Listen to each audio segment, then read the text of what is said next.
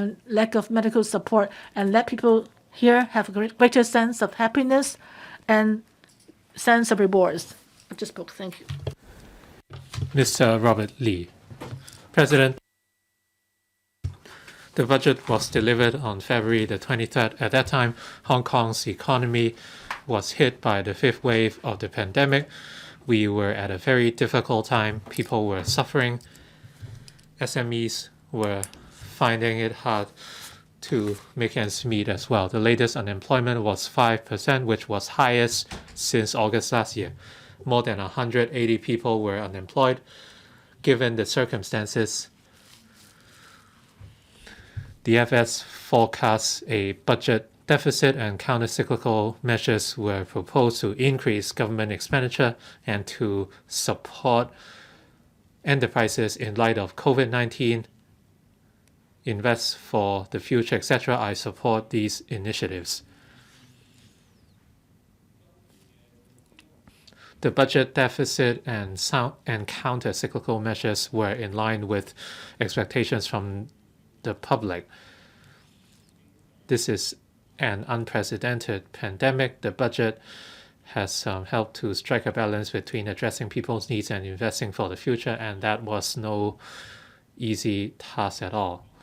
And in terms of financial services, retail bonds would be promoted, products denominated in the renminbi will be promoted, and mutual access would be promoted as well. These are in line with the National 14th Five-Year Plan to elevate Hong Kong's status as an international financial hub and an international offshore renminbi hub, international asset management and risk management hub. I have said that Hong Kong lacks retail bonds. So for the investment-linked bond or I bond, the green bond and silver bond were all very popular with the market, and there were many eager subscribers. We hope the government can offer a roadmap on the promotion of retail bonds and to complete the relevant studies as soon as possible. More retail bonds, such as corporate bonds and sovereignty bonds, should be introduced for subscription by retail investors. Currently, many investment products are exclusive to institutional investors. The government should also work on investor education to better secure their interests. Regulators should adopt a helpful and constructive attitude in order to foster a transparent market. The government rolled out another round of employment support scheme to provide wage subsidy for employers, and I strongly support the move. The ESS provides 3-month subsidies for employers, and this would certainly be helpful. The budget also offered a number of support measures for SMEs, including the proposed concessions on rates, water charges, drainage fees, waiver of business registration fees, etc. And once again, for Hong Kong permanent residents aged 18 and above and new arrivals, a new round of electronic spending vouchers are offered, ranging from $5,000 to $10,000. As we saw in the past, the electronic vouchers could be handed to members of the public swiftly, but I am very disappointed that my proposal for reducing stamp duty was not adopted.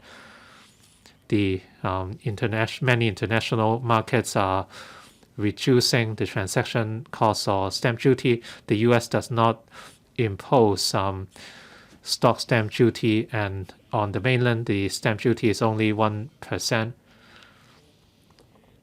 In Hong Kong, transaction costs are relatively high, which means investors might move to markets with lower transaction costs. Given the weak markets, the Hang Seng Index once fell below 20,000, and the regulators should work with the Hong Kong exchange. We must have good policies at the ready, and the markets generally believe that the transaction duty should be reduced, and the levy has been in place for less than a year, and we understand that it might not be lowered soon, but at least the government should have a plan in place to review such fees. In the budget, the FS said that the securities market has been developing in a prosperous manner, and there were plenty of IPOs as well. But the IPO volume might not necessarily mean better business for the securities firms, and many of them have run into challenges. According to the Hong Kong EX, 13 securities firms suspended or closed operation compared with 9 a year ago. It showed that the industry is in a deep plight, and they also face rising compliance and IT costs. The government should pay more attention to the performance of stocks outside of IPOs, engaging the performance of the financial market, and they should focus on diversification of markets. Hong Kong has markets in corporate financing, precious metals dealing, etc. The government should work with the industry to formulate a blueprint for financial services so that institutions of different scales and companies from the mainland and overseas could exercise their potential. Since borders are yet to reopen, talent has been lost, and with a rise in the COVID-19 vaccination rate, the pandemic is gradually easing. I hope the SAR government can reopen the borders as soon as possible so that business could resume. That way, investors from the mainland and elsewhere could resume their operation as well. I hope the current and next term government would work with LegCo and different stakeholders to deal with various social issues and resolve deep-seated conflicts. Thank you. I speak in support of the budget.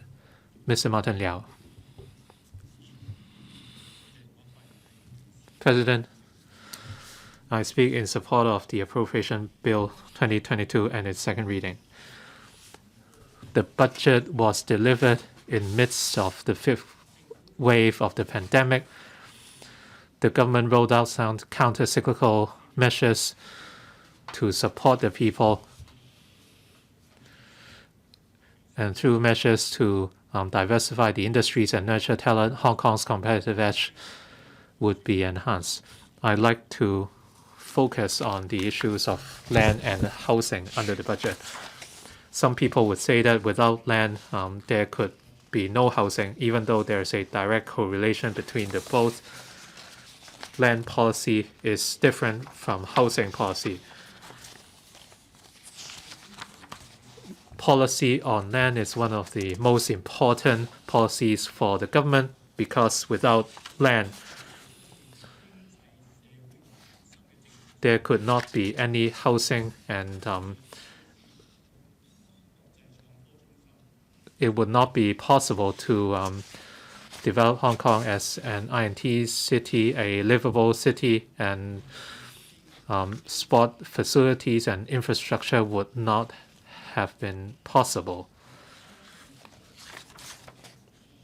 If we can tackle the land and housing issues, we are likely to overcome the majority of important challenges facing Hong Kong. according to the Hong Kong 2030 Plus vision announced in October last year, by 2048, Hong Kong will lack some 3,000 hectares of land. And including Lantau tomorrow, the Khao Yi Chau artificial islands, the northern metropolis, etc., Hong Kong's medium to long-term land development needs could be met. But in reality, we might still face two problems. That is, whether the 3,000 hectare shortfall of land is an accurate forecast, and some projects might not be realized due to different constraints. For the benefit of Hong Kong, the government should show political commitment by tackling the land shortage. So political courage and commitment are the key factor in tackling the problem.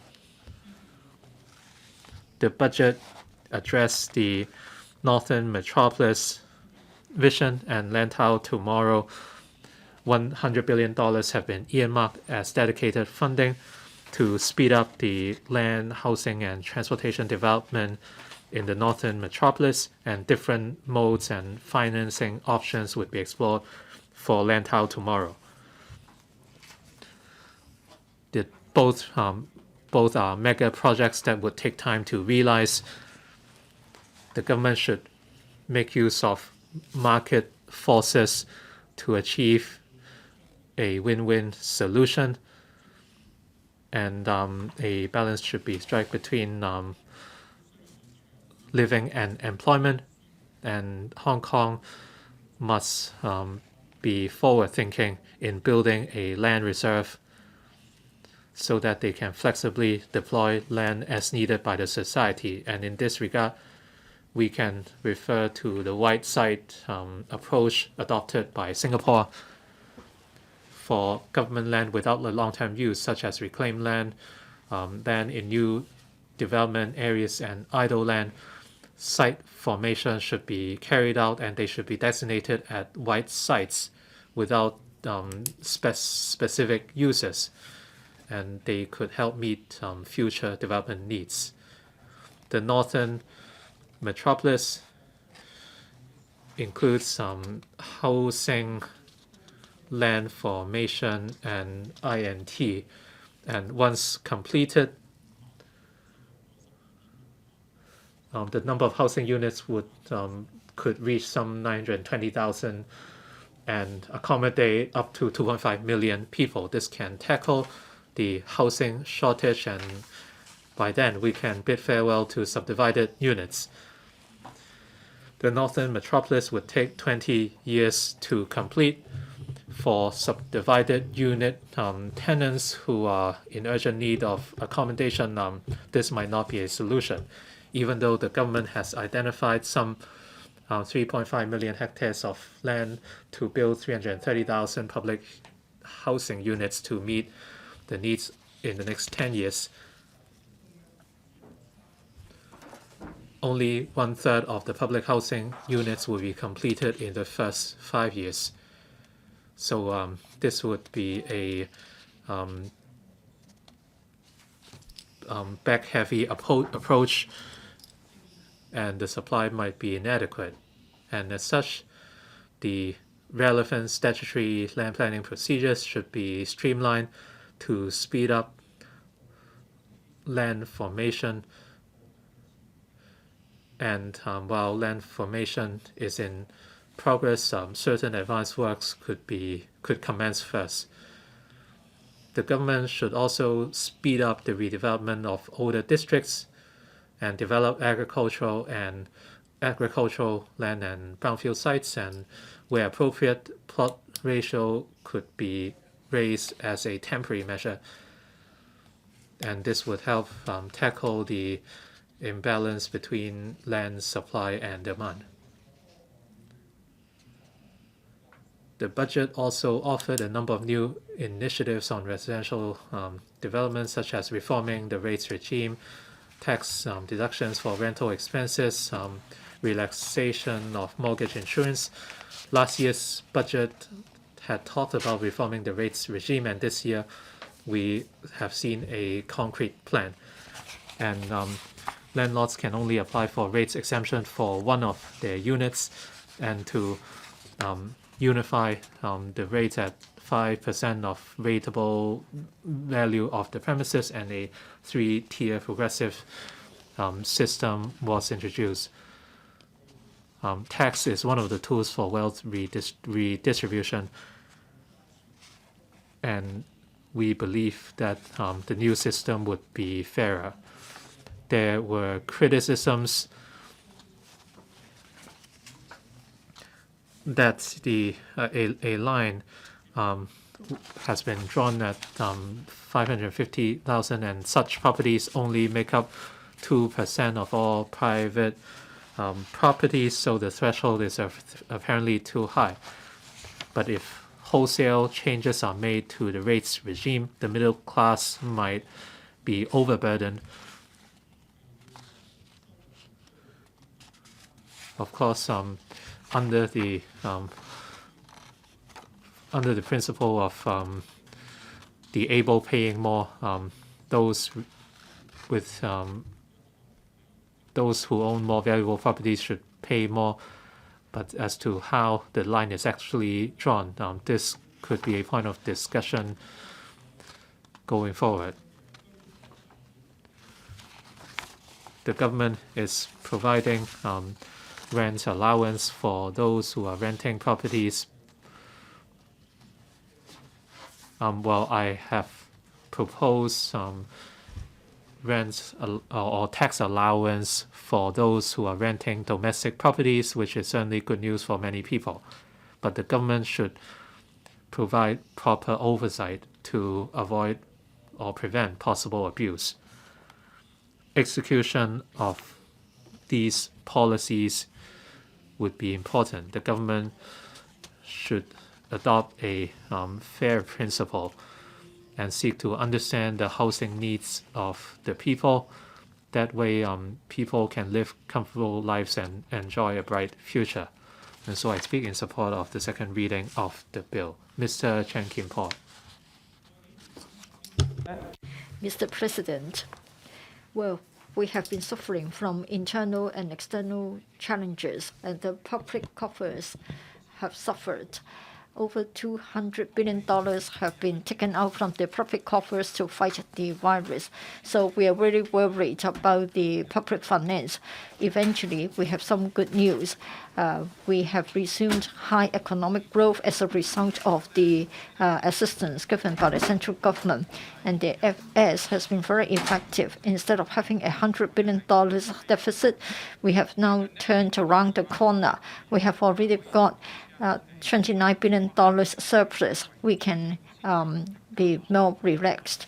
And then the government is able to give out the $10,000 electronic consumption vouchers. It is good news for everybody. It is a budget of commitment and determination. We have the tax reduction for domestic rental expenses. Electronic consumption vouchers are all good, and it can address standing problems like reforming the rating system, developing INT, developing health and life sciences, and trying to get Hong Kong better integrated with the rest of the motherland. They are important for Hong Kong. $10,000 electronic consumption vouchers. It was a happy surprise, and then people were trying to see how they could spend the money. So the catering industry welcomes this because they have got more business. This is good because it is down to earth, and then citizens can spend the money at the shops. In the past, welfare policies were disconnected with the reality, and so despite the good intentions, citizens couldn't feel it and couldn't win the public support. Now we are going to spend $60 billion. It may have some pressure on the public coffers, but then it is a good move because eventually the money will go into the real economy. It will help to stimulate the economy. It's another sensitive point in the budget. The rating system will change so as to afford the affordability principle. $760 million more to be obtained, and then landowners can only claim one property when there is raised concession.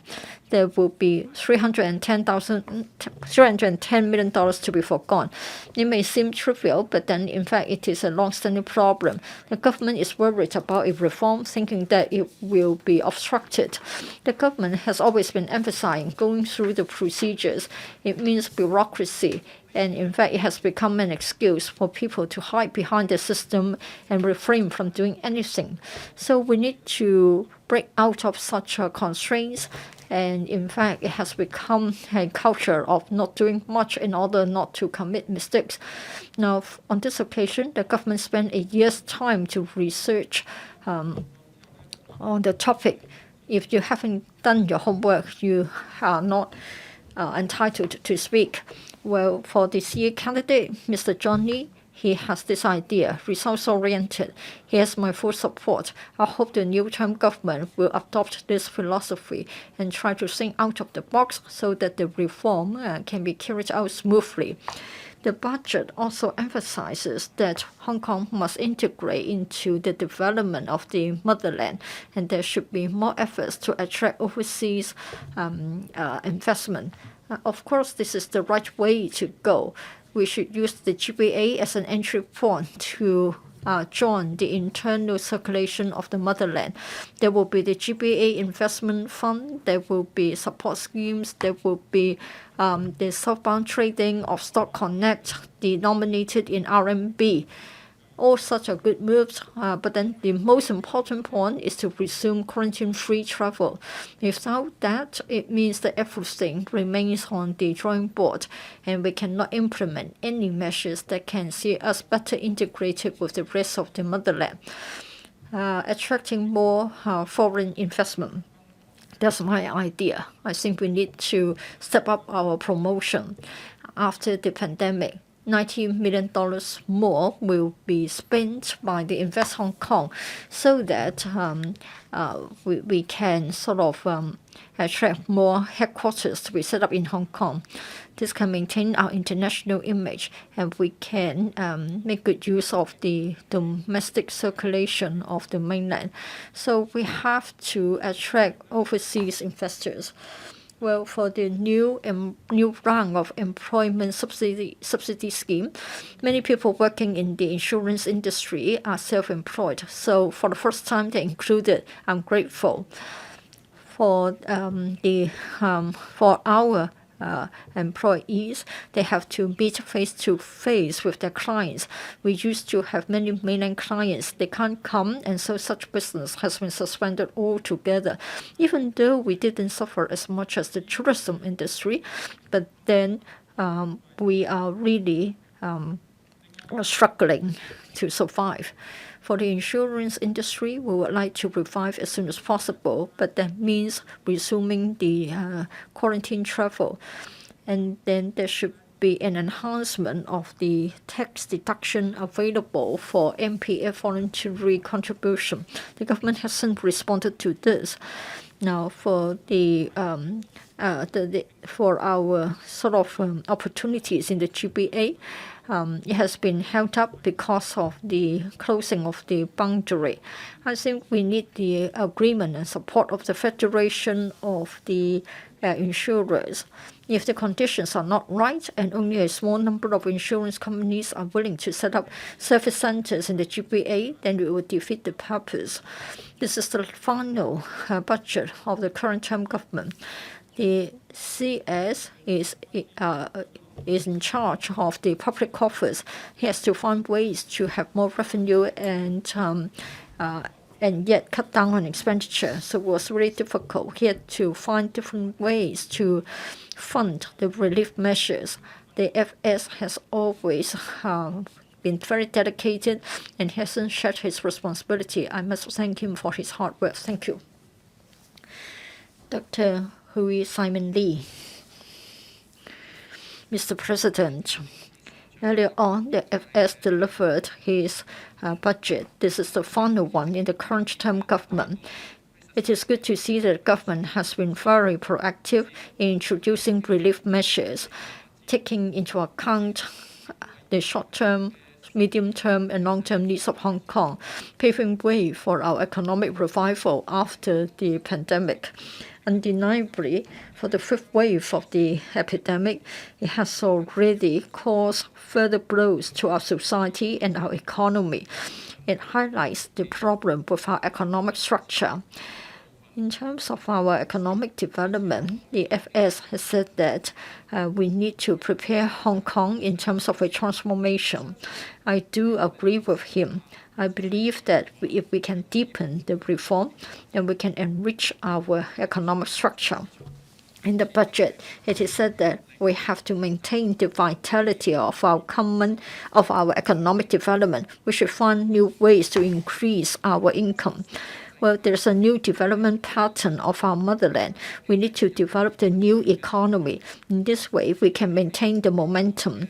In 2019, there was the Black Cat riot, and that was followed by the epidemic. So it has been several years that we have been prevented from focusing on economic development. We have the new economy emerging, and it highlights the deficiencies of having a not up-to-date economic structure. The four traditional industries took up 70% of our GDP. For the past decade, only the financial services industry has grown. For the other pillar industries, surely you have seen that they lack momentum, they lack vitality. If we still count on the traditional pillar industries for our economic growth, it will only aggravate the economic imbalance. For our core manufacturing industries, in the light of the huge pressure of new economy, I'm sure that means that we are going to lose our advantage. For the financial services industry, we don't need the intermediary. Yet the service quality will enhance if we rely on INT. I think we will see days when we do without the intermediary. The landscape will change. With the epidemic, I think we know that from the March statistics, the latest seasonally adjusted unemployment rate has gone up to over 4%. In other words, for those in the service industries, they are sort of entering a wintry period. We need to address the problem. We have to help the traditional pillar industries to upgrade and transform. We must enhance the ratio taken up by the new economy industries, and that would be good for our long-term healthy development. For the FS budget, there will be further efforts to promote life and health sciences.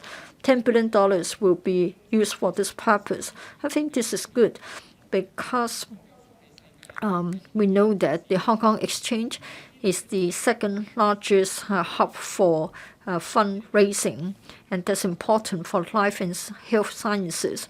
We have the new Chapter 18A, so the pre-revenue biotech enterprises can become listed in Hong Kong.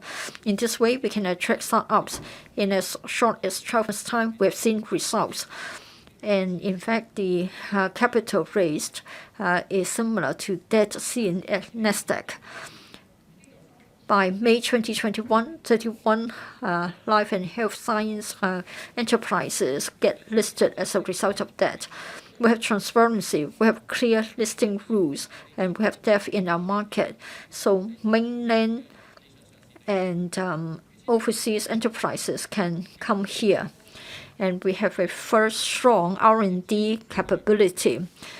The Hong Kong U team developed the first ever nasal spray vaccine against COVID-19, and we have also got key laboratories. 13 of them are closely related to life sciences or biosciences. It shows our strong R&D capability.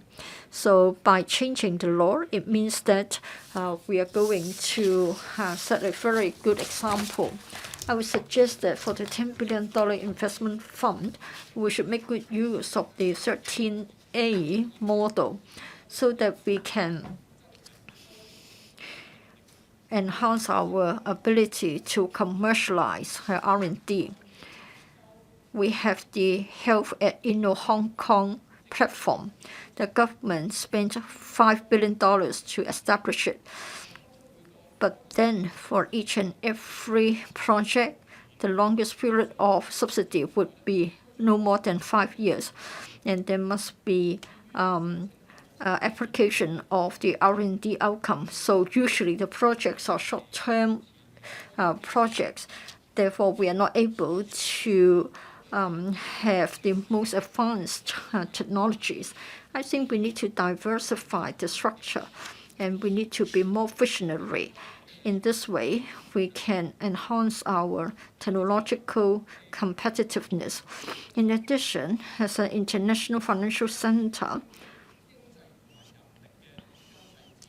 we are well placed in terms of manpower and technology in developing fintech. When we look at our policy formulation, it seems that we have deficiency in coordinating the digitalization. The CE steers a committee to develop a smart city, but then the INTB has got a smart city office, but then their office can only have a very limited role. For this budget, I'm glad to see that there will be the Digital Economy Development Committee, and then input from the industry will be welcome. I think we can make reference to our neighbors. For Singapore, they have got a clear division of labor. For Singapore, they have got a Smart Nation office. They have got an SNDGO, and it is responsible for this particular project. For this particular office, I think when compared with that set up in 2019, where there is a smart government office, I think it's quite similar. I think we should be more market-oriented. There should be input from the private sector. I think our government should try to include industry representatives so as to coordinate the development of smart city. We can try to look at developments in e-commerce, data center, AI, etc. With the inclusion of input from the industries, it means that when we develop the industry standards, we'll understand better the new developments, and the government will be given a push to innovate. For the INT representatives, if we have them, then it means that we can have an opportunity to exchange views with them. And then it will drive the development of a digital economy. At the same time, we need to think of the availability of blockchain technology. Well, I think when compared with Singapore, I think they have performed better than Hong Kong. For blockchain technology, I think Singapore has a very comprehensive policy. In other words, the Singaporean government is providing a very facilitating market. It will provide support to the financial services industry and other industries, and has brought about a lot of jobs and also revenue for the Singaporean government. I think we should learn from them. The new economy will drive our economic growth. We have to break our bottlenecks. Our products, our enterprises will see an increase in the value. as a result of embracing the new economy. I look forward to the government working together with us. Please stop. You finish your time limit. 我哋民建 Next one, Chen Yong. Thank you, Chairman. The 19 national members from DAB have spoken on various matters. I'm not going to repeat them, but on the whole, together with the Hong Kong public, are keenly anticipating the implementation of the Appropriation Bill for the benefit of everyone. My concern today is about the large number of people working and living, studying in the mainland, who are from Hong Kong, and the issues they face when they need assistance. The SAR government on the mainland, it has got 5 designated officers on the mainland to resolve issues faced by Hong Kong people and to answer their queries, and also to relay their concerns to relevant mainland departments. And DAB thinks that in terms of supporting Hong Kong people on the mainland, the Hong Kong government can do more, particularly in relation to integrating into the development of the GBA. And the Hong Kong government can help Hong Kong people seize the opportunities more. It can play a more proactive role.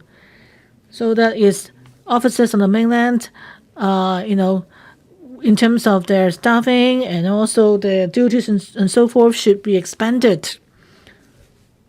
We're concerned that Hong Kong government still focuses on the offices in Shenzhen to support the needs of Hong Kong people and enterprises in the 9 cities in Greater Bay Area.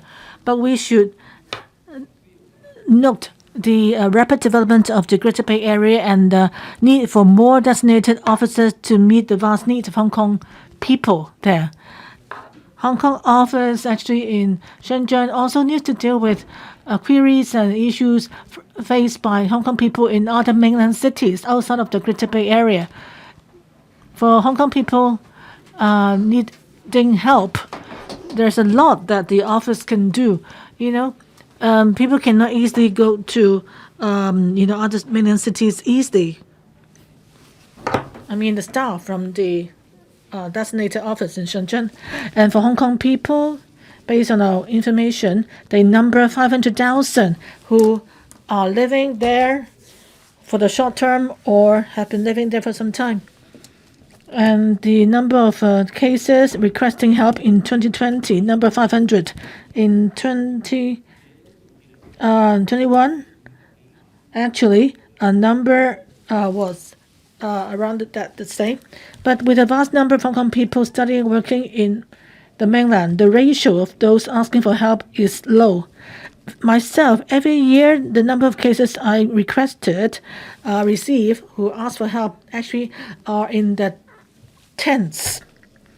But maybe, we people living in Hong Kong, for those living in Hong Kong, people living in Guangmen, in the west of Greater Bay Area, for example, we cannot provide really relevant help because we are so far away from them. So whenever there's an emergency faced by Hong Kong people, then they would seek help. Other than that, if it's not something urgent, then they may just try to find solutions on their own. So many Hong Kong people in the mainland also, they liaise with each other and set up their own groups or chambers, business chambers or trade organizations to try to help one another. There's a demand, and there's increasing demand for such help, and we hope that the Hong Kong government can provide them with more assistance.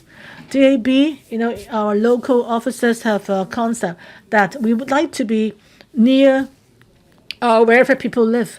In Guangdong, in the first place, it's not easy for us to have our representation everywhere in the province. But we do welcome the financial secretaries at the FC special meeting saying that they will increase resources to support Hong Kong people living in the mainland and their associations to provide mutual support and also to make good use of the opportunities offered there.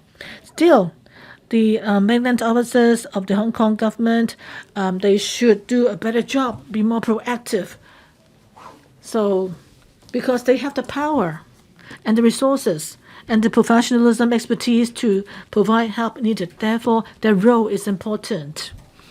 The designated officers of the government in the mainland, and also Greater Bay Area needs various talents, and Hong Kong people have their own needs as well. Each city is different, so therefore we need the Hong Kong government to provide more comprehensive support and leadership in a way, in order to truly encourage and help Hong Kong people settling down in the 9 cities in the Greater Bay Area and to integrate into the area, to help accelerate the Hong Kong economy as a result, and let our young people and professionals have better space for career development across the border. And that can help invigorate our economy. And so we must, in the 9 cities, speed up setting up designated offices there by the Hong Kong government so that more timely, relevant help can be provided to the Hong Kong people there. Hong Kong's future actually lies in integration into the national development. LegCo members representing the National People's Congress and NPPCC, all sorts of associations, these members, these local deputies to the mainland bodies, they are representatives of Hong Kong from various sectors. And the leaders of the various sectors, I'd like to thank the Financial Secretary, the Chief Executive, and the Secretary for Mainland and Constitutional Affairs, and the Home Affairs Bureau for having online meetings, exchanges with us, we deputies to the various Chinese political organizations. And we do look forward to more exchanges, and we hope that the government can, in planning for and promoting policies, can more actively liaise with these local leaders so that we can help with the policy making of the Hong Kong government. And we hope that various secretaries and government departments can pay more attention to local deputies, to mainland associations, communicate more with them. Because together, with more exchanges, we can have a better understanding, deeper understanding of the thinking in China, and have more in-depth and comprehensive understanding of various demands. And so we can ensure the livelihood, economy, the health of Hong Kong people, and also so that the Hong Kong economy can be revived and become invigorated. On the whole, we do support the Appropriation Bill. We hope that we can see benefits from it as soon as possible. So I just spoke. Thank you, Chairman. Next one, Andrew Lam. Thank you, Chairman. The budget is the last one of the present term government, and it actually actually relates to the next term government as well. It actually provides for relief for the public and also paves the way for future development. We face the unprecedented pandemic, which dealt a heavy blow to not just Hong Kong, but global economy. Despite the pandemic, we are lucky to have the support from the Central People's Government, the selfless support from them, and also the unity of various sectors in Hong Kong. With firm faith, we are confident of winning over the pandemic. As it eases, secondary and primary schools, kindergartens have resumed in-person lessons, and the government has allowed for more economic activities to be carried on as usual. I'm very worried about the recovery in the post-pandemic era. The Financial Secretary has reserved more than $54 billion in resources to fight the pandemic. There's also the anti-pandemic fund, and $200 billion have been injected into the fund to stabilize the economy and to provide relief for the public. But to prepare for the economic recovery, according to the Census and Statistics Department, the Hong Kong's latest unemployment rate rose to 5%. Underemployment rate rose from 2.3% to 3.1%. 470,000 people applied for the temporary unemployment relief, oversubscribed by 60%. So that means that the unemployment situation is worse than what the government thought. And this has not looked into people who have been employed before, who have been unemployed before the fifth wave. So Hong Kong's economy was heavily hit. Lots of enterprises have laid off staff and many workers have been forced to switch careers. But if the government just relies on the latest round of consumption vouchers or the 2022 ESS to help the public, that's not enough. Those are just measures to help the struggling enterprises carry on their business. For the people who are unemployed, they don't provide really real help. Economic activities have been adversely affected in the past 2 years because of the pandemic. But how do we help SMEs lay a good foundation and restart the business? That's very important.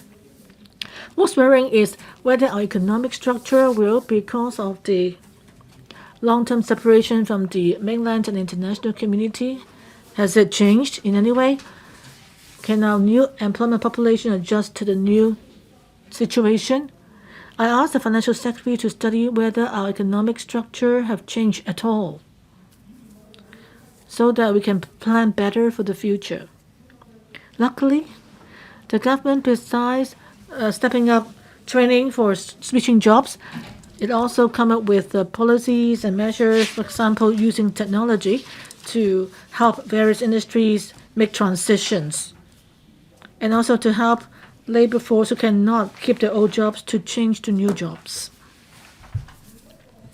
Another area of concern to me is the reservation of $600 million in the budget to use e-government audit.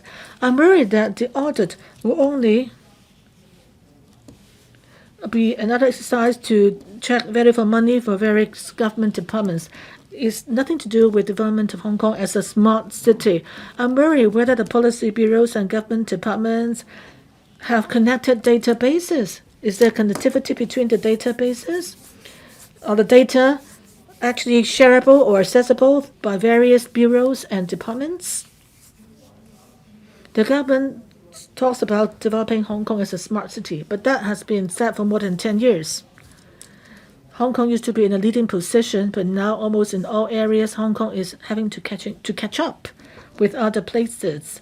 I deeply believe that Hong Kong is the rabbit in the race with the tortoise. But I believe a rabbit that lies flat will only lose in the end, economically, in terms of livelihood, people's livelihood and development. We cannot be complacent anymore. We need to support innovation and technology so that we can catch up fast. If in our race against time, we still have to wait for auditing to be finished before we can make improvements, then we'll end up wasting another decade. Talking about smart city and governments, you would think of the use of IT to link up government services with people's daily lives. People receiving or distributing information should be able to access information more quickly and accurately, so that there can be more impetus for social development. The government has stressed in recent years that they will focus on turning our city into a smart city. But in terms of progress and mindset, I think not enough has been done. In 2019, a pilot scheme launched that is supposed to last for 3 years, yet only 50 smart lampposts have been installed under the scheme. The government says it would finish the installation of 350 smart lampposts in the remaining phase, and it will evaluate the effectiveness of the scheme before bringing more smart lampposts to the city, across the city.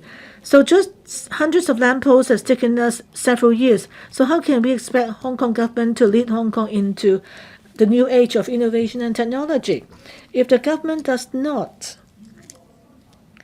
put the requirements for smart city in the planning for new development areas, and if the government only think about it 8 years later, then that means more time and cost will be wasted.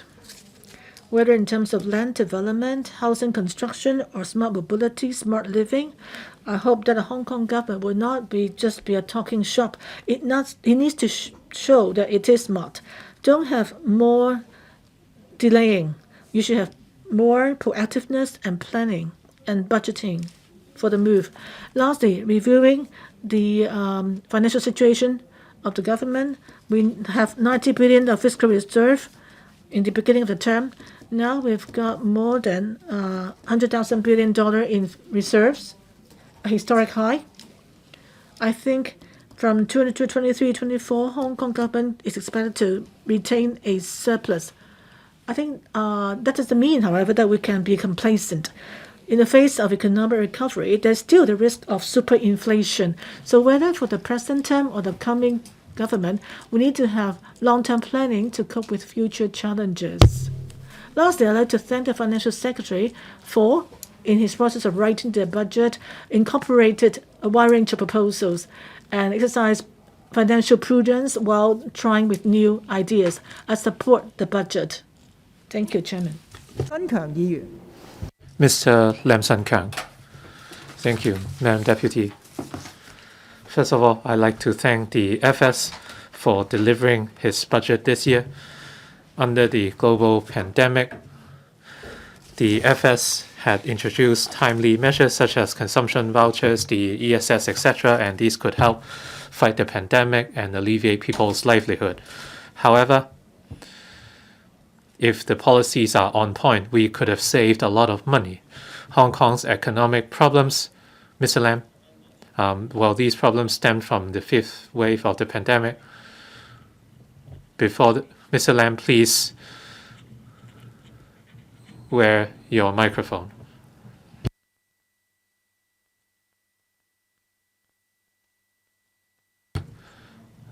During the fifth wave of the pandemic, the policies were not on point and the government missed many opportunities to plug the loophole. If we had done a better job in fighting the pandemic, the government would have saved a lot of money and the money could be spent to boost the economy. We must reopen the border soon to revive our economy. Our livelihood relies heavily on the mainland. 80% of our tourists are from the mainland. This is very important for tourism and retail. Many families in Hong Kong frequently travel to the Greater Bay Area. The border closures the past 2 years have hampered such travels, as well as our integration with the GBA. Many of our lawyers just passed the GBA legal licensing examination. Many of them were prepared to develop their business, but due to the border closures, they could not visit the GBA. The government wants to develop family offices. They could have attracted billionaires from the mainland. Hong Kong has more than 1,000 billionaires, exceeding the sum of those in US, India, etc. In Shenzhen, there are 105 such billionaires. If we do not reopen the borders with the mainland, how can we promote the family office? Even if the FSTB offers tax concessions, the billionaires wouldn't want to be quarantined for such a long time. Hong Kong attracted a lot of foreign investment because Hong Kong was a window to the mainland. If the borders are not reopened soon, Hong Kong would lose such edge and foreign talents and capital would leave Hong Kong. Talent is certainly important to any society, but for talents who don't have a sense of belonging or confidence in Hong Kong, well, they are only here for the money. So long as Hong Kong remains profitable, they would come back soon. So there's no need to be too worried about these people leaving. The key is to reinstate confidence in the public in one country, two systems, and we need positive rule of law as well. The government should allocate resources on rule of law education, and they should teach law abidingness and a sense of law, and an environment should be created for outstanding students to go into law, and we must have a positive judiciary, and Hong Kong should nurture local lawyers and judges, reinforce our professionalism to uphold rule of law in Hong Kong and national security. Hong Kong must be decisive. We must enforce our laws. The budget talked about different government departments achieving certain targets, but these are only procedural targets rather than targets that benefit the public. Recently, when scrutinizing the 2022 to 23 budget, I asked a question, number 0836. I wrote that many people complain of bumpy roads in Hong Kong, and they complained to the Highways Department to no avail. I looked at the part on Highways Department in the budget, and I saw that despite the increasing number of complaints on road conditions, the expenditure actually came down. And in response, the government only gave an arbitrary answer. And according to the audit, the government did not follow up on roadworks contractors. They did not repair the roads in accordance with the contracts. It shows that the government simply went through the motions with procedures by outsourcing the contracts, and they did not follow up. Under Head 92 of the budget, the Department of Justice performance indicators, they did not implement the legislation. The law drafting division provided legal support. The government is obliged to ensure the implementation and enforcement of legislation, or else the public cannot benefit. In June 1997, the government introduced the Legal Miscellaneous Amendments Bill 1997. It has been more than 24 years, and these provisions are yet to be implemented. 24 years on, since I became LegCo member, the Law Society received a letter from the Law Drafting Division requesting answers to more than 130 questions, which was frustrating. The DOJ should work with the Law Society, and we should meet to look at these amendments. However, the DOJ refused, and they shifted the responsibility to the Law Society. And the Law Society, in turn, blamed the DOJ. So at the end, the lawyers and Hong Kong as a whole would suffer. The DOJ is obliged to implement the bill, and this should be one of your work indicators in order to achieve a results-oriented outcome. If we do not change the current systems for professionals, then the policies will not be effective. With the National 14th Five-Year Plan and the Qianhai Plan, they paint a rosy picture, but Hong Kong's professionals do not stand to benefit. Despite national support in policies, the government often ignores the calls of different trades in the name, under the guise of professional autonomy. The professional proficiencies of the different industries should be reinforced, and we should help implement the national policy. Thank you. Mr. Gary Chang. Madam Deputy, as the budget was prepared, Hong Kong was hit by the fifth wave of the pandemic. In terms of supporting people and enterprises, it was something many people have called for. In the budget, much has been said about alleviating the livelihood of the people, including the electronic consumption vouchers, tax allowance for renting properties, etc. And I also appreciate the government's efforts in fighting and controlling the pandemic, including the $20 billion allocation to meet various anti-epidemic needs, $13 billion for purchasing vaccines.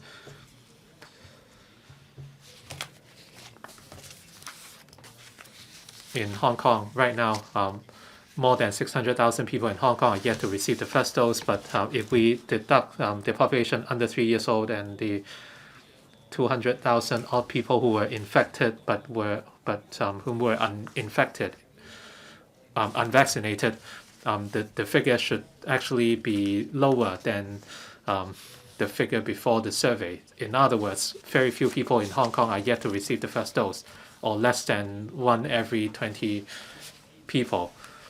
In the fifth wave, we introduced many extra vaccination centers and outreach teams. Solid financial backing was one key factor.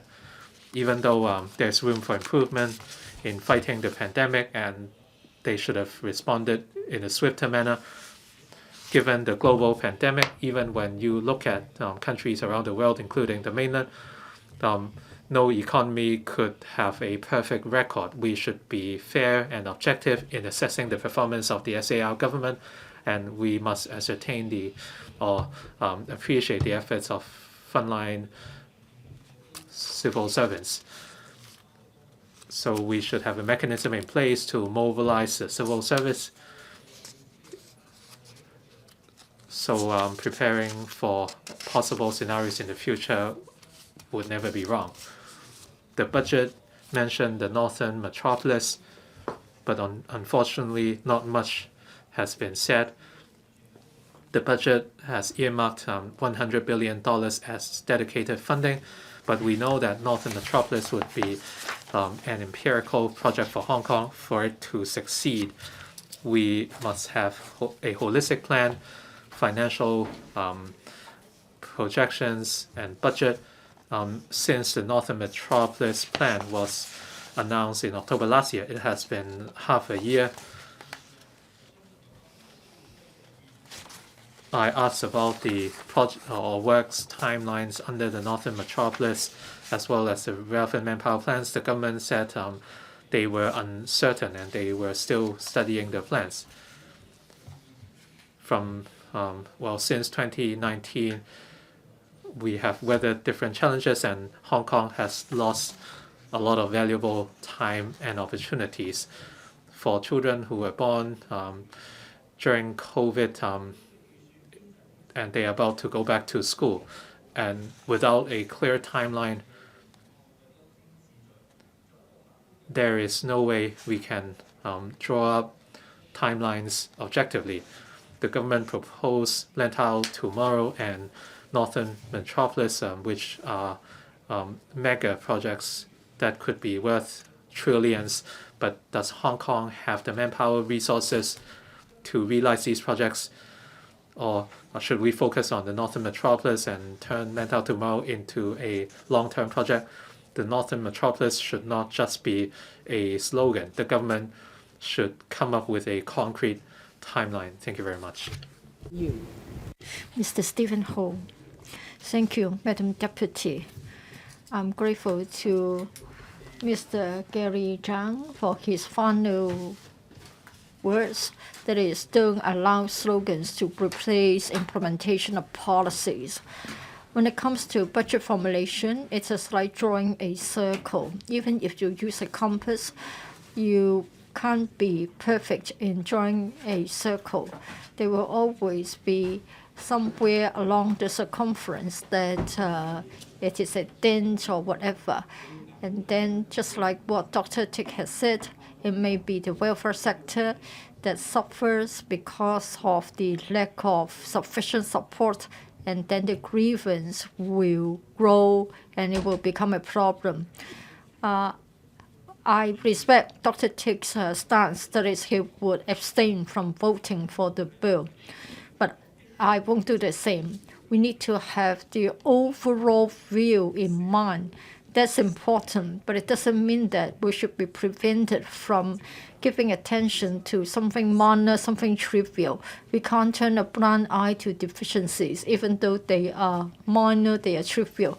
You can be patient for a short while, but not so for a decade or two. For the egg and fish industry, we always lack sufficient support from the government. And I don't think the government can treat us in whatever way it likes. Sometimes the egg and fish sector is being regarded as a industry, a business.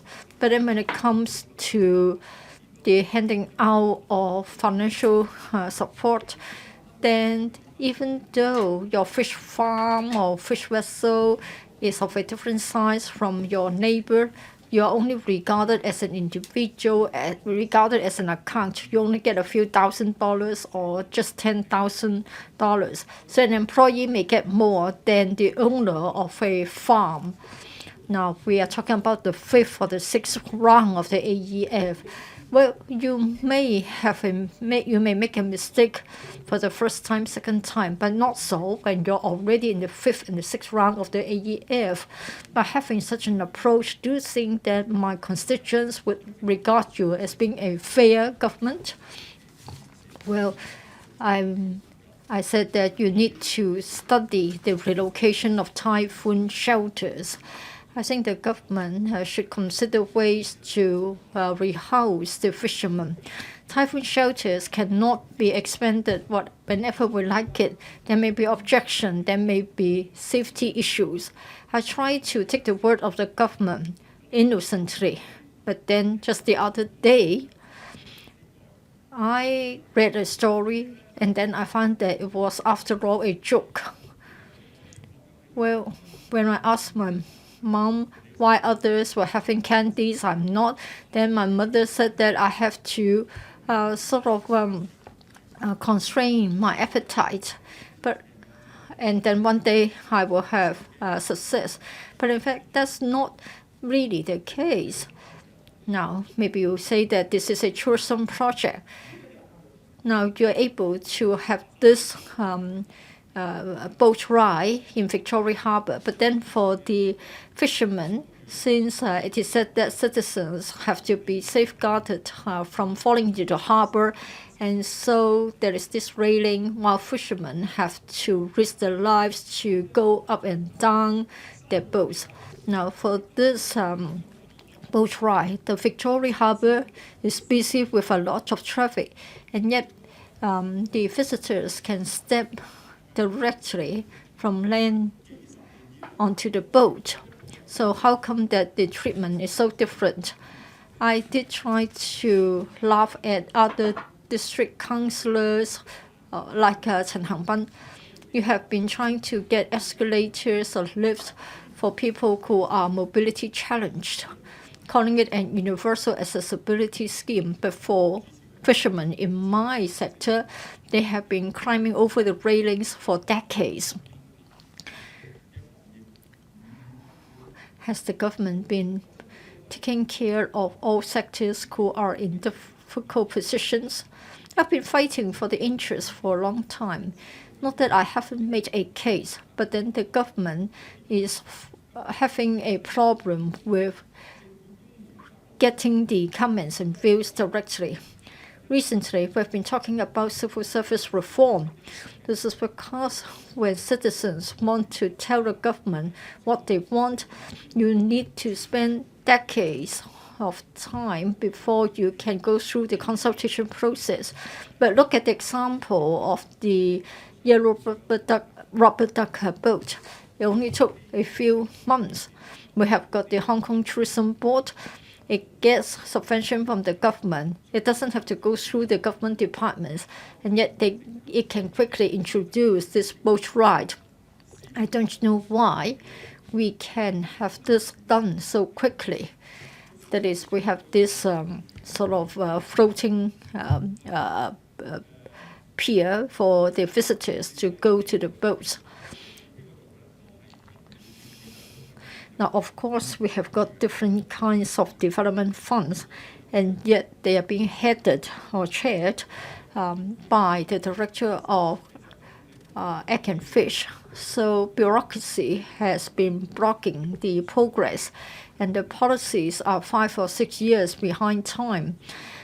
C.Y. Leung used to say that he has got the egg and fish in mind. So he set up the Sustainable Agricultural Development Fund and the Sustainable Fisheries Development Fund. I thank him for being so sincere. But without the right policies in place, you can't just think that you'll get results by pumping money into it. It is counterproductive. But still, whatever you can give us, I will take it. Well, the policies are still unsatisfactory. when will the FS and the rest of the government decide to sort of take this up seriously for the Northern Metropolis development strategy? Well, everybody is saying that because of that, we need to expedite the development process. You can't deny the fact that there are many people who are worried about such a fast-track approach, like people who are living there. If you have another 100,000 people living in Yuen Long, it will only aggravate the traffic jam there. And then there are local residents, the local farmers who have got a farm of 4,000 pigs. If you don't provide for the reprovisioning, where is he going to keep his livestock? 4,000 pigs, bear in mind. Now, if we think that the Northern Metropolis development strategy is to enhance the quality of living of many others, you can't do so at the expense of others who will see a worsening of their quality of life. Now, if you try to have this sort of thinking, that is, you are being too comfortable, and so you have to surrender your land so that I can build public housing blocks. Well, if you have such a philosophy, then it means that you have to rethink. We have got wealth concentrated in the hands of a few billionaires. I'm not trying to jeopardize the interest. I want to have win-win situation. The government can't just ask us to sacrifice for the overall good and try to suppress those who are already suffering. Now, the government has the high land price policy. The government has got money in the public coffers. You should try to help those who have to sacrifice. The government is being mean. The government is being incompetent in its policies. My voice may be weak. You may think that I am the outlier, but then in this chamber, I have to speak on behalf of those who have been suppressed. I can't afford to see that you have only one single voice here. The government must change its mindset. The government must spend more time to formulate the policies. You may even have to change the laws so that people who are having a sort of good lifestyle will be robbed of their land and their interests just for the sake of the others. We are not trying to deny others the chance to have a better life, but it should be a win-win situation. So I spoke. Mr. Holden Chow. Madam Deputy, the DAB colleagues have already spoken on other areas, so I will focus on economic development in the budget. In this year's budget, yes, concerning the development of different industries, the government has made proposals. But what about reindustrialization? I don't think a lot has been said on reindustrialization. I want to take this opportunity to put pressure on the government. I'm grateful to members like Sunny Tang, Deacon Chiu, etc. They are sort of sharing our views concerning reindustrialization. I'm grateful to them. We have exchanged a lot of views and they have given us a lot of good proposals. Let's hope that the government will really take reindustrialization seriously. We have geopolitical tensions with COVID-19, with the 14th five-year plan. Hong Kong is now at a crunch time of transformation, and we should move towards new economy. For Industry 4.0, it should be given due weight. According to Mr. Deng Hei-wei of Hong Kong U, a professor there, for the Industry 4.0, it means that we have opportunities. We should look at health sciences, food technology, green technology, semiconductor, etc. He has said that 5 industries should be picked because we have an advantage and we are in a position to seek advances in the 5 areas. To drive reindustrialization in Hong Kong, last year I wrote an article and it carries my proposals for reindustrialization. I agree with what Professor Tang from Hong Kong U has said. In fact, in Hong Kong, there are industries that can adopt smart production despite being traditional industries. Say, for example, food technology, health technology, and semiconductors. I'm sure we can make use of our innate strengths to take them to a new level. Madam Deputy, I can share some figures with you. For our manufacturing industries, the value addedness since the 1990s have been falling all the time. Despite that, for food and beverage industries, in fact, they have accounted for quite a good ratio. According to the Census and Statistics Department, in the year 1973, they accounted for less than 5%. It became 34% in 2019. For the number of people employed by 2019, 34,000 people were employed. Here we can see that for the food manufacturing industry, since we have got a very sound regulatory system of food safety, our food labels have brought about a very well-regarded reputation worldwide. Recently, the production cost on the mainland has gone up, and with government subsidies here, some Hong Kong funded enterprises would like to relocate their manufacturing base from the mainland to Hong Kong.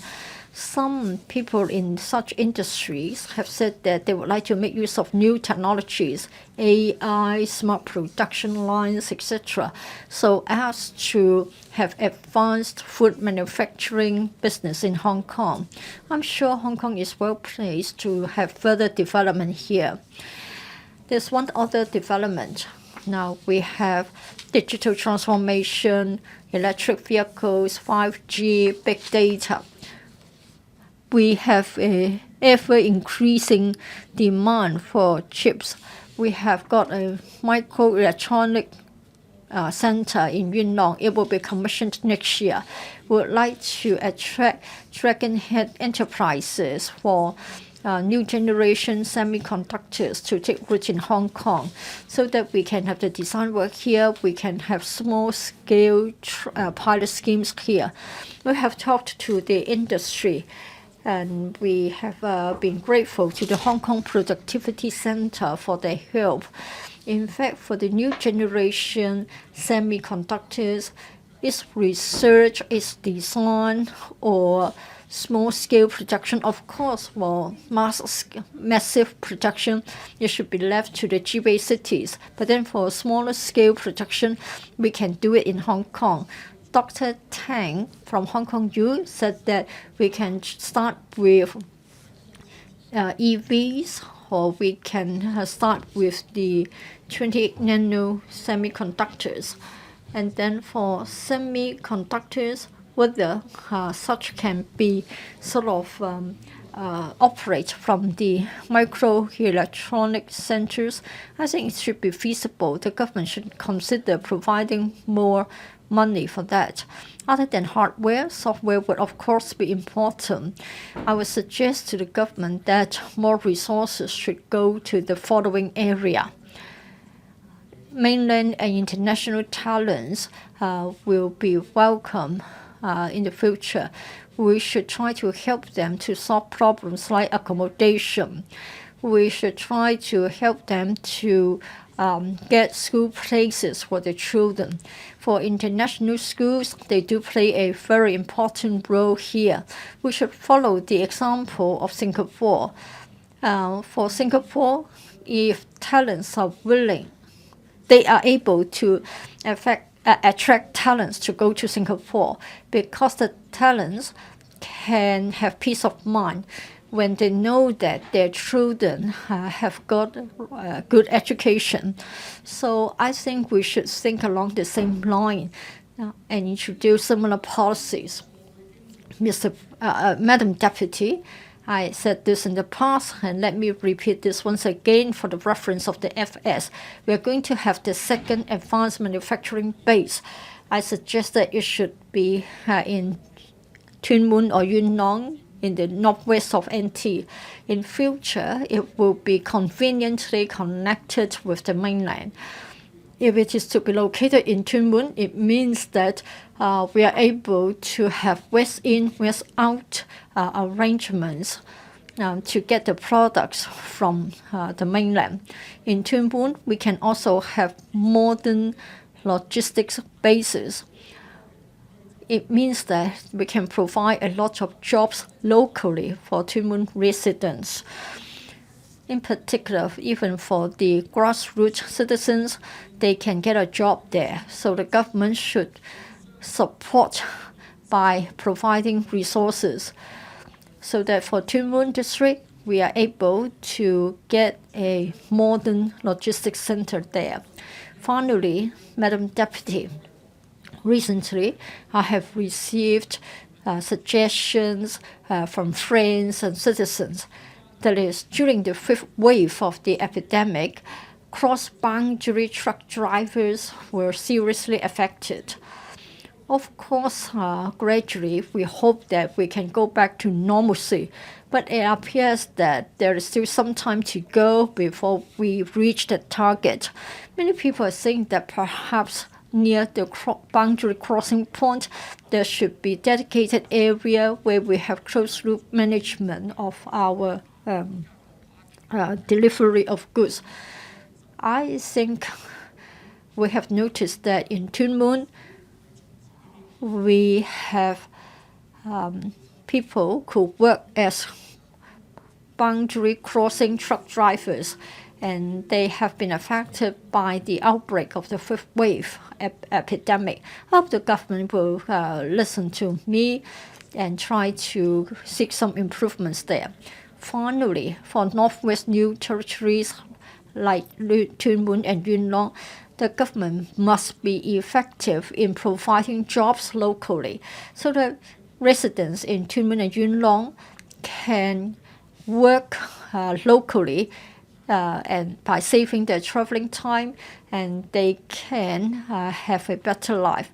I think it is a very important proposal, and I hope the FS and the rest of the government would listen to me. Thank you.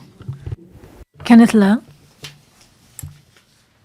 Chairman, since the pandemic began, youth employment has not been easy due to the fifth wave.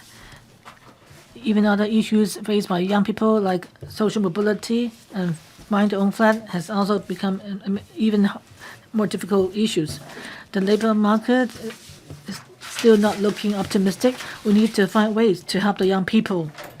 The budget this year, even though it has not got any paragraphs dedicated to youth, but it still mentions that Hong Kong's economy is not providing adequate chances for young people to use their talents. And this is a dilemma. And in various paragraphs, there's also mentioning of measures to help young people.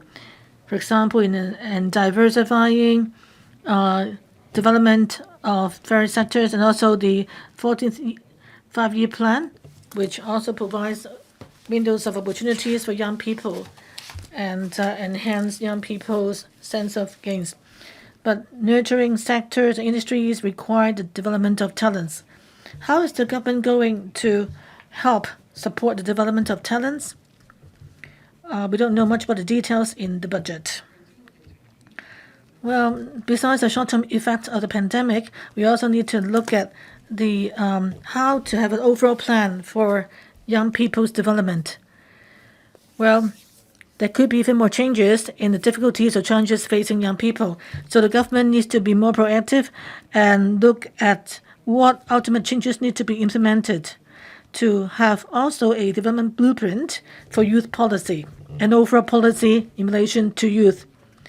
Recently, there's been a suggestion that the Home Affairs Bureau should be revamped as Home Affairs and Youth Bureau, responsible for coordinating district and youth policies. and to enhance the importance of youth policies to the government. Under Home Affairs Bureau, currently, the main focus is on organizing activities for young people. Its youth development activities has a budget of $230 million. There's quite a lot of money, but young people's policy cannot just be confined to youth activities alone. The future Home Affairs and Youth Bureau must have dedicated staff doing research, focusing on youth, collecting data, and formulating indicators for youth development and evaluating effectiveness of policies. Also, in terms of district youth development, now we have the Home Affairs Department responsible for organizing various activities, but they are just activities based in fostering youth participation in the society.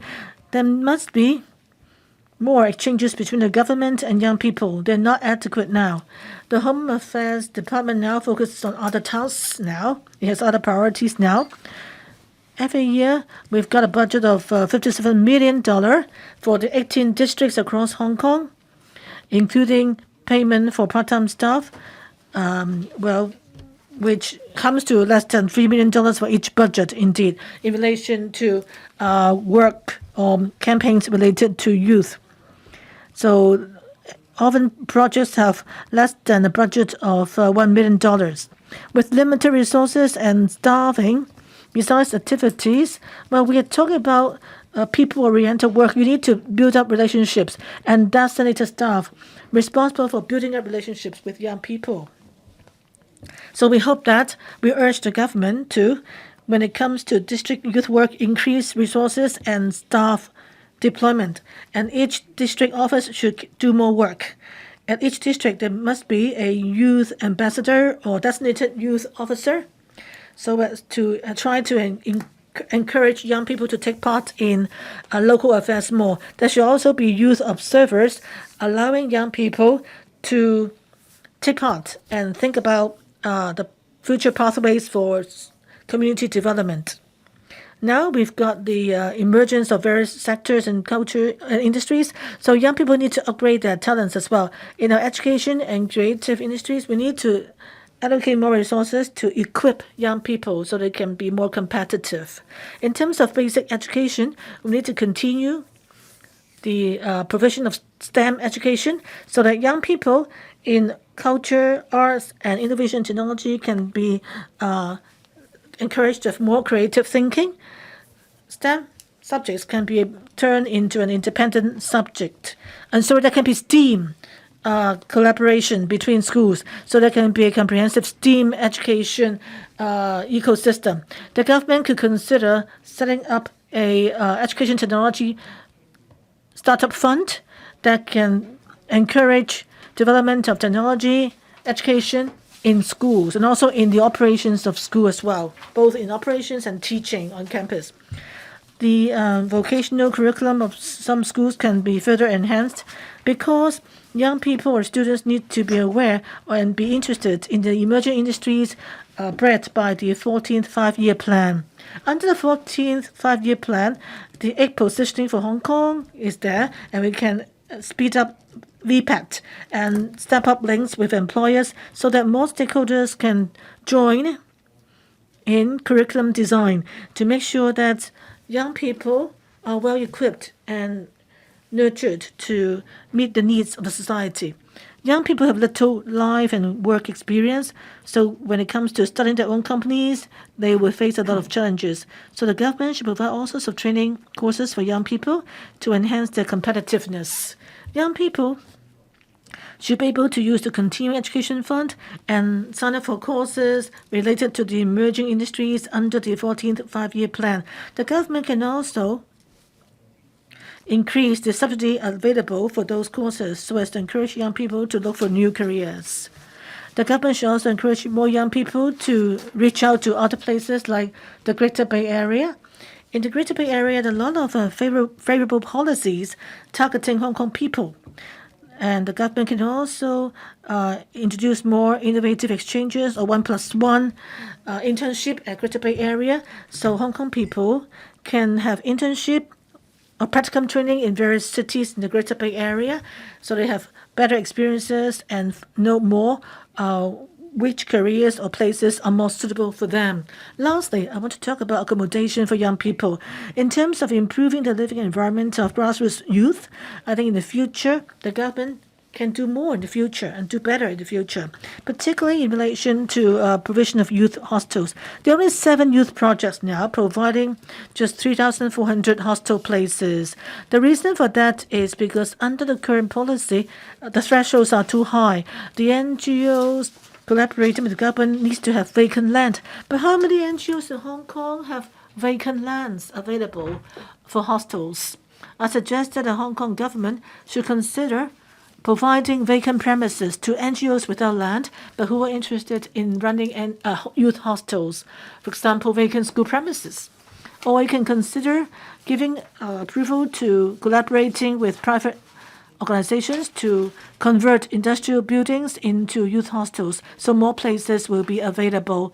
We should also, for the youth hostels, provide support policy, so that the hostels are not just places to live, but a place for young people to mature and incubate their startups, potential startups. Young people want to have chances and skills that can allow them to have upward mobility. In the long run, the government must increase supply of public-private housing, so young people can have a stable home. The supply of home ownership scheme flats would be a good solution for young people. Well, if they don't have a flat or decent living environment, young people would have very little incentive to get married and have children. In the long run, for the young people themselves and future demographics of Hong Kong, population structure here, that's not a good trend. So we need to provide, for example, child caring subsidy for young people as well, and also increase the prioritization for young people in relation to public housing units. We need to help young people prepare for future challenges, and we need a long-term youth policy and development blueprint. I hope that the Hong Kong government can step up its work to create more opportunities for young people. Next one, Xiu Ka-fai. Thank you, Chairman. On the Appropriation Bill 2022, I support it.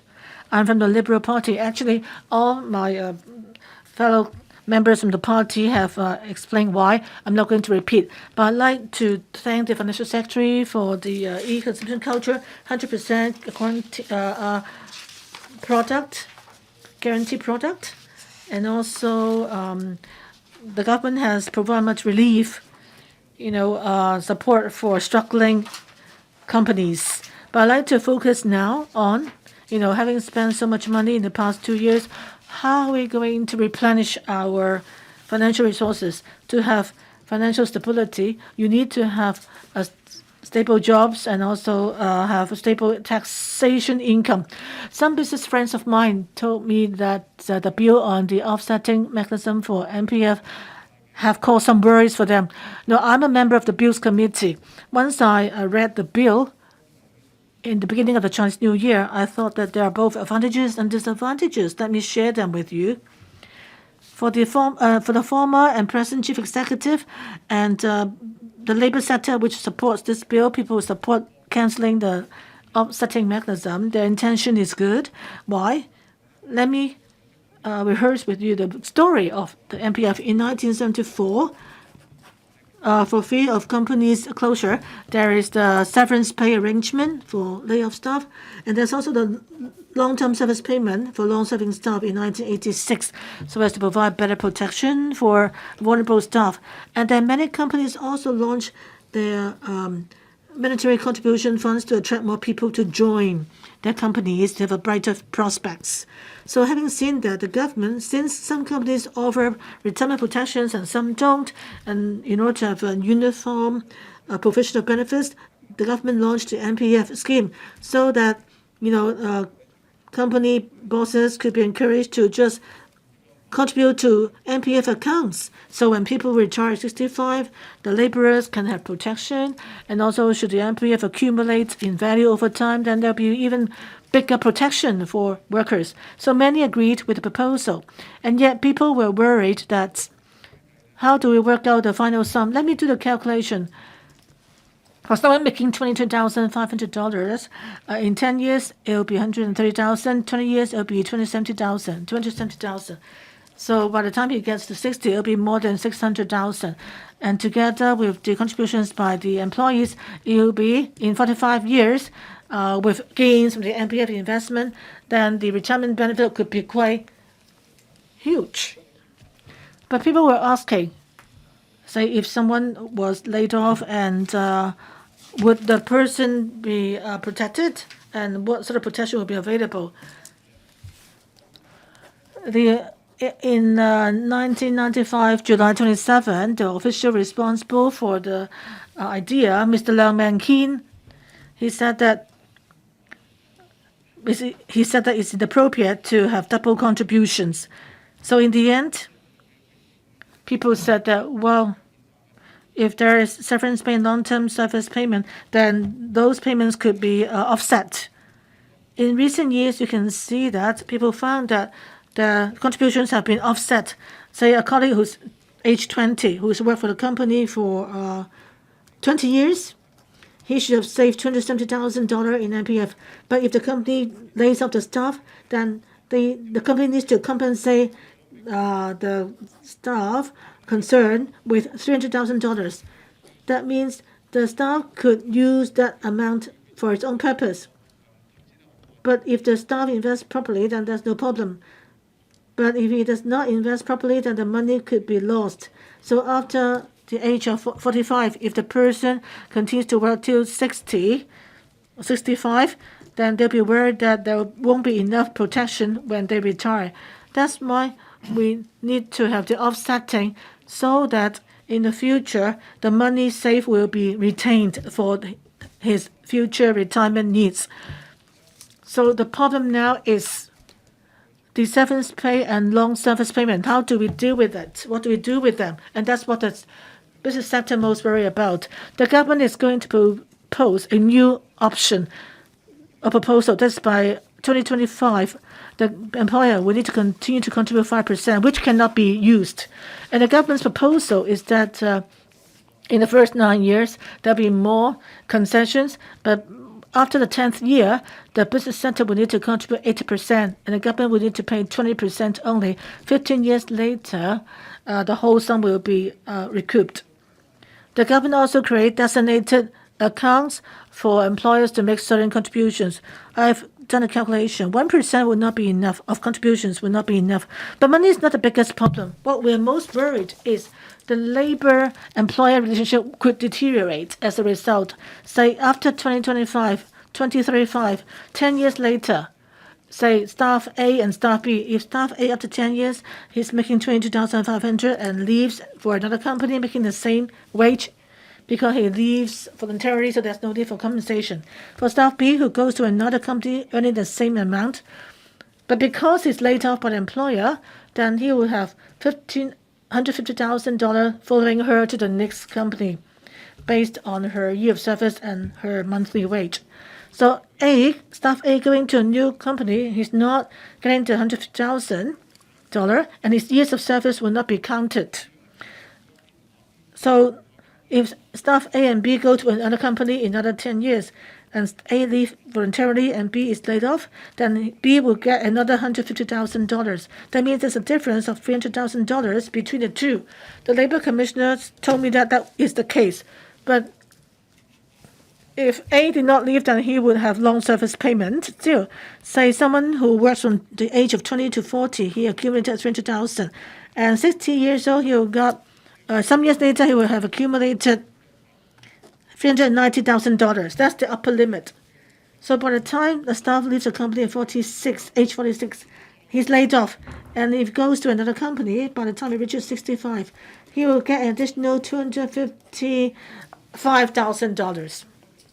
So if the staff remains in the company, looking at it from another perspective, should the employer may give the $390,000 when the staff reaches 65. When the staff is 64, should he be emigrating or leave the company for other purpose?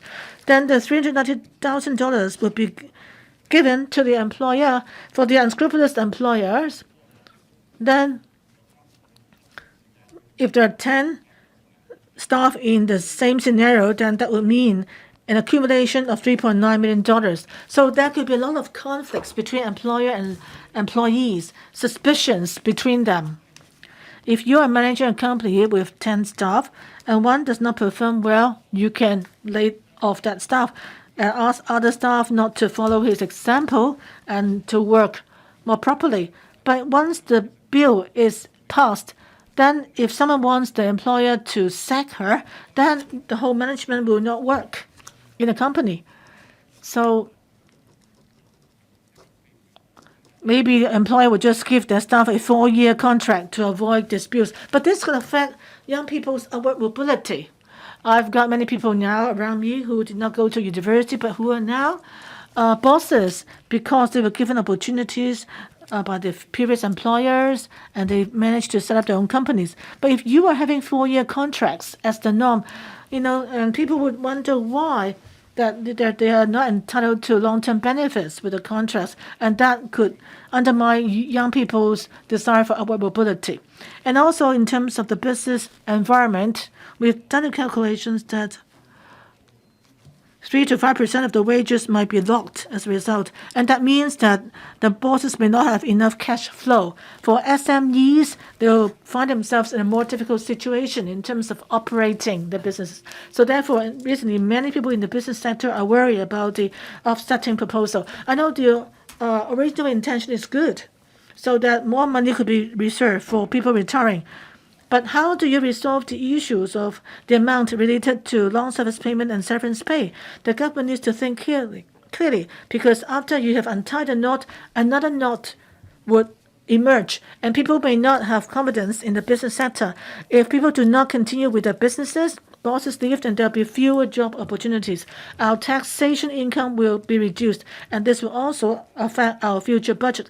So I hope that the financial secretary, in terms of the methods and timing, please try to come to a solution that can offer retirement protection for staff and yet would not increase difficulties in running a businesses or complicate management.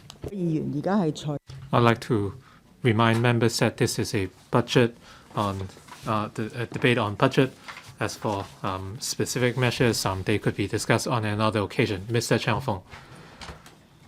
This Tuesday, a survey was announced, and for Hong Kong had more than 430,000 with net assets of more than $10 million, or every 1 in 7. But ironically, we also have more than 200,000 people living in subdivided flats. And as an international financial center, the per capita living space in 2021 was 16 square meters. For SDUs, the per capita living space was only 6 square meters, far lower than the global average. I think such contrast has been plaguing Hong Kong, and the COVID-19 pandemic has highlighted the fact that the mental health for many has been affected.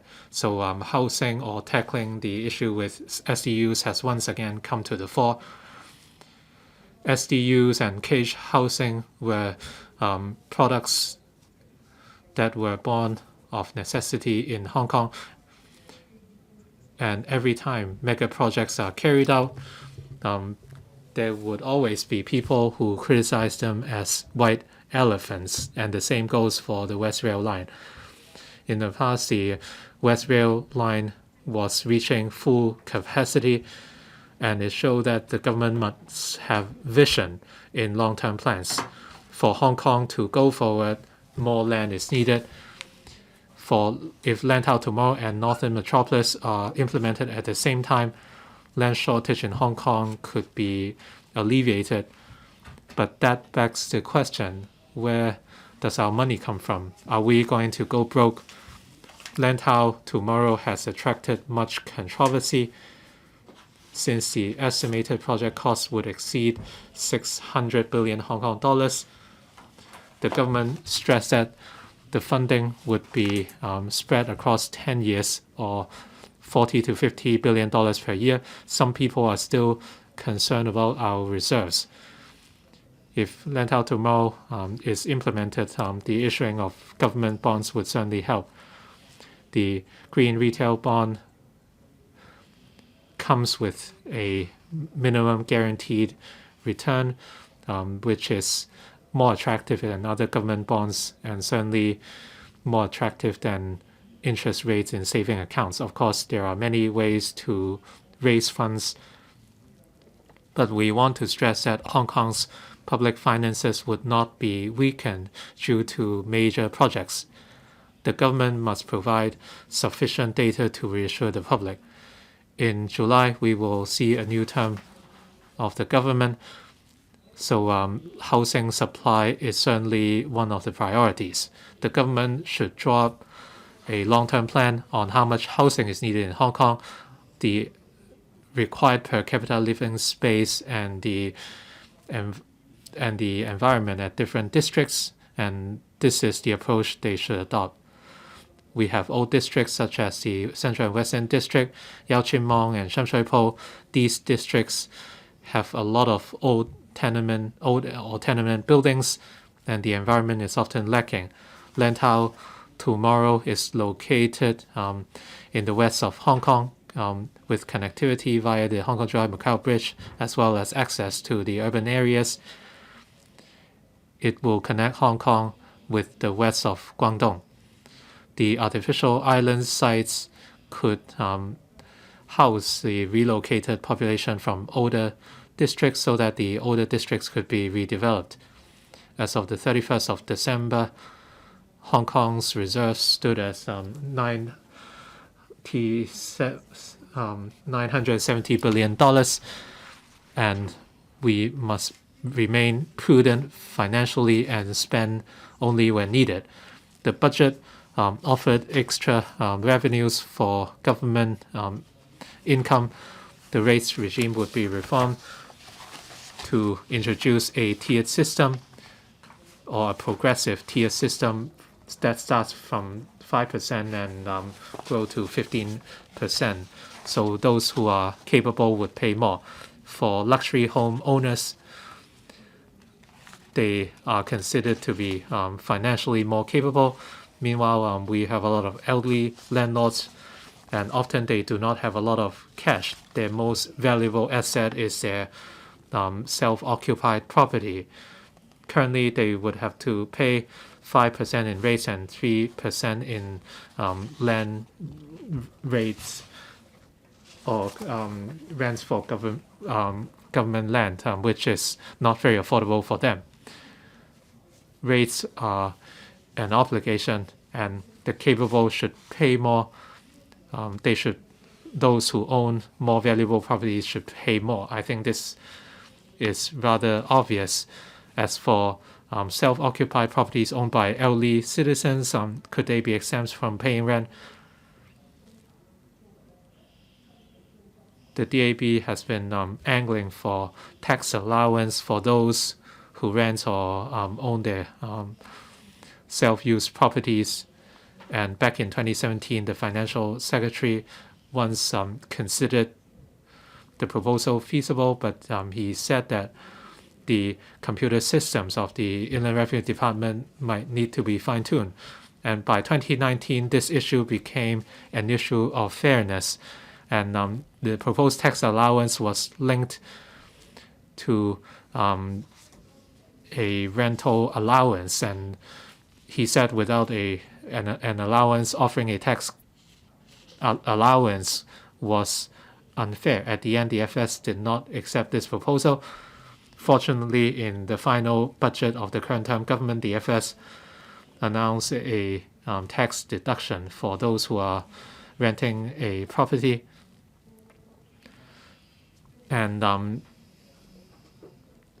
for the rents concession proposed by the budget, it was approved that starting from this month, the government rates allowance would be deducted from the public housing rents, and in 2022 to 23, the amount of rates refunded would be about $2.4 billion.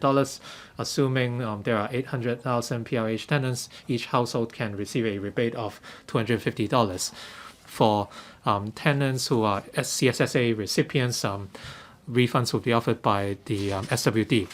$250 might not be a large sum for many, but they are helpful for PRH tenants nonetheless. The government in the past rolled out measures such as paying rent on behalf of tenants, but the measure has disappeared in recent years. In the past 2 years, our economy took a hard hit. Many grassroots were out of a job, and yet this year the budget has not sought to help these people. For 3 straight years, Hong Kong's economy has taken a hard hit. The housing society, the housing authority should reinstate the practice. Back in 2020 and 21, a 1-month rental relief was offered, and that would help the grassroots. I speak in support of the Appropriation Bill 2022. Thank you. Members, 2 members are waiting to speak. Members who intend to speak on the Appropriation Bill 2022 should press the request to speak button as soon as possible. As the debate draws to a close, we will enter the next item. Ms. Lam So Wai. Thank you.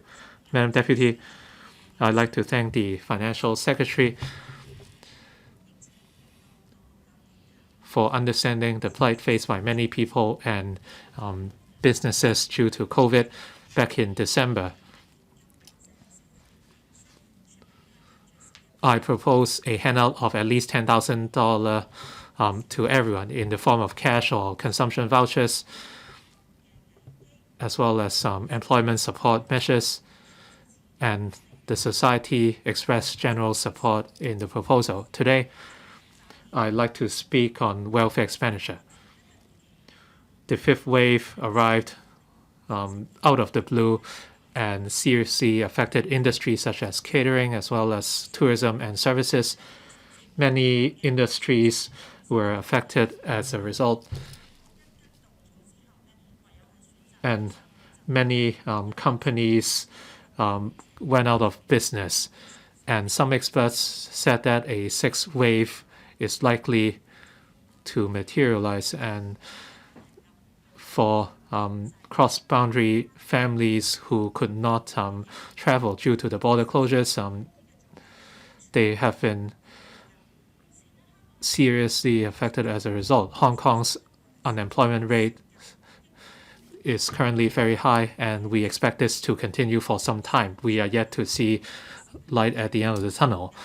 And like many people, I have been under tremendous pressure, and many people's mental health has been affected. According to the WHO's Mental Wellness Index in 2021, Hong Kong's mental wellness index was 48.03 on average.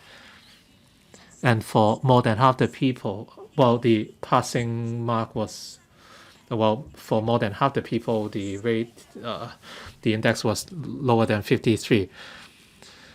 Many people had to be isolated at different facilities. They created negative sentiments among many people. All around the world, the incidence of illness went up sharply by 25% due to the various measures in areas like Manshan, Changguano, etc. Many people and families sought help from myself and my team. They told us about their mental health struggles due to isolation and COVID. Many people suffered from emotional issues, and we expect this to continue into the future. In April, according to the Hong Kong Youth Jockey Club Suicide Prevention Center, a study showed that the latest suicide rate of Hong Kong was 4.05%. This was certainly a warning sign. In March, Hong Kong recorded 116 cases of suicides or attempted suicides. compared with 61 cases in February, there was a rise to 90%, or a rise of 60%. Some mental wellness institutions were under tremendous stress as well, according to local studies on mental health. Currently in Hong Kong, every 1 in 100 has slight mental disorders. So in other words, many people in Hong Kong have been bothered. As public officers serving Hong Kong, these are people we need to take care of. The 5th wave of the pandemic has yet to end,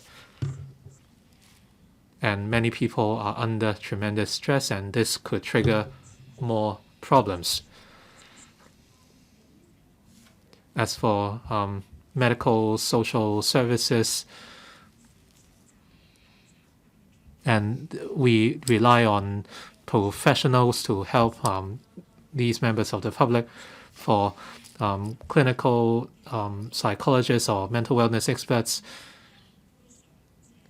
they are only able to deal with a small number of cases. And in 2021, some 53,000 new cases were handled. So for the people waiting for psychiatrist services in the, from the HA, they have to wait 96 weeks. It means you have to wait 96 weeks for psychiatric services from the HA.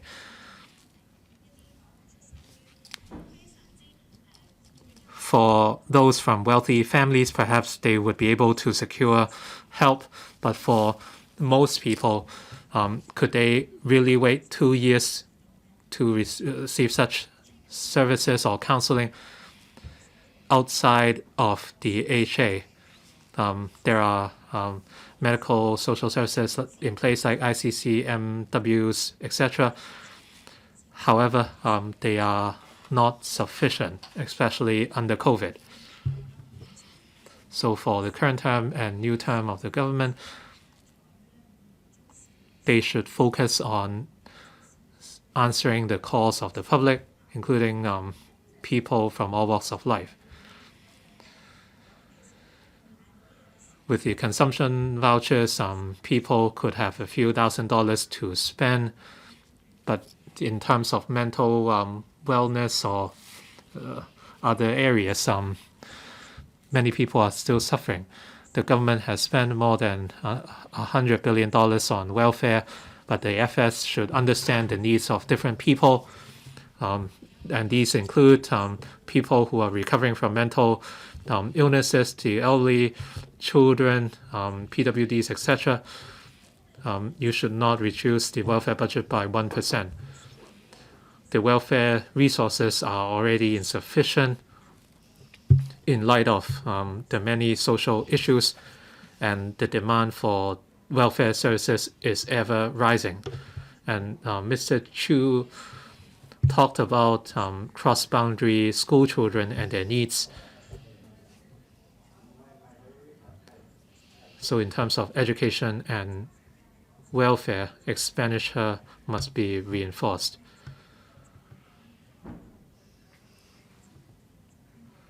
And we should help build competitiveness among our youth. Thank you very much.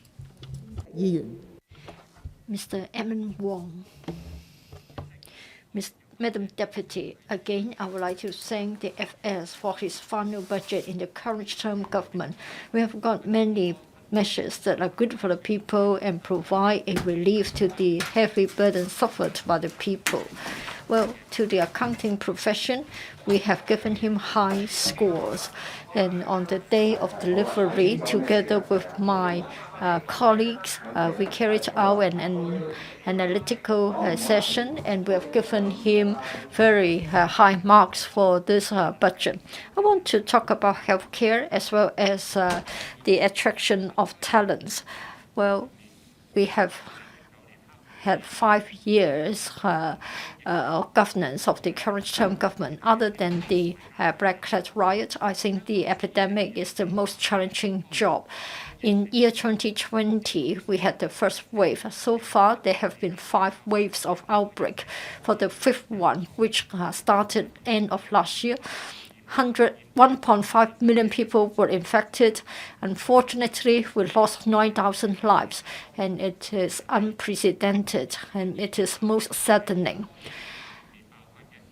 When the 5th wave broke out, there were 1,000 elderly people and others who were infected who had to wait outside hospitals in the cold weather for admission. Well, their vaccination rate was low, but then for others who were infected, since they couldn't get timely help, their case worsened, and in some unfortunate cases, they passed away. I think for such scenes, I think whenever we recall them, then we have to ask this question: how much money did we give to the healthcare system? I think $82.9 billion was the sum given to the HA last year. So despite that amount of money, how come that our system cannot withstand the challenge? I think we have to think about it. For our healthcare professional training, professionalism is emphasized so as to ensure quality, but at the same time, it means that the training course is expensive and it takes a long time. What is even worse is that we are not able to address the problem when there is an emergency. We cannot step up the manpower training expeditiously so as to deal with emergencies. We emphasize treatment at the expense of prevention. Every day, we have got a large number of patients going to the public healthcare system, and things only got worse with the outbreak of the epidemic.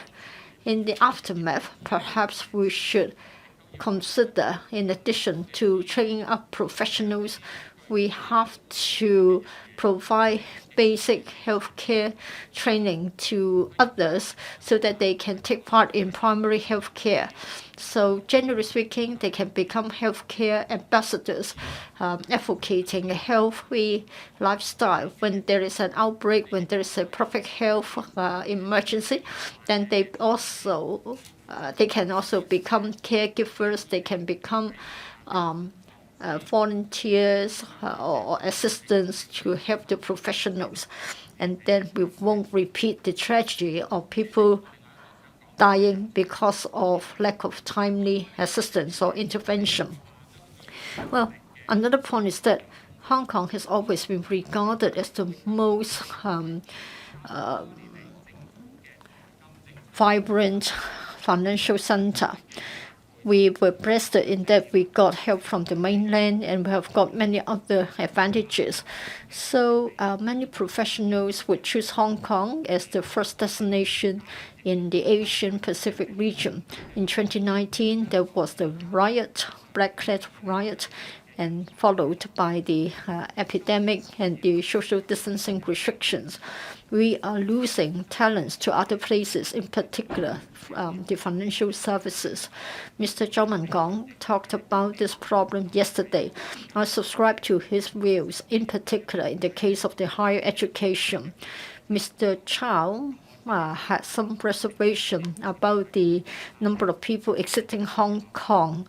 I may not agree with him entirely, but it is a fact that we are losing talents.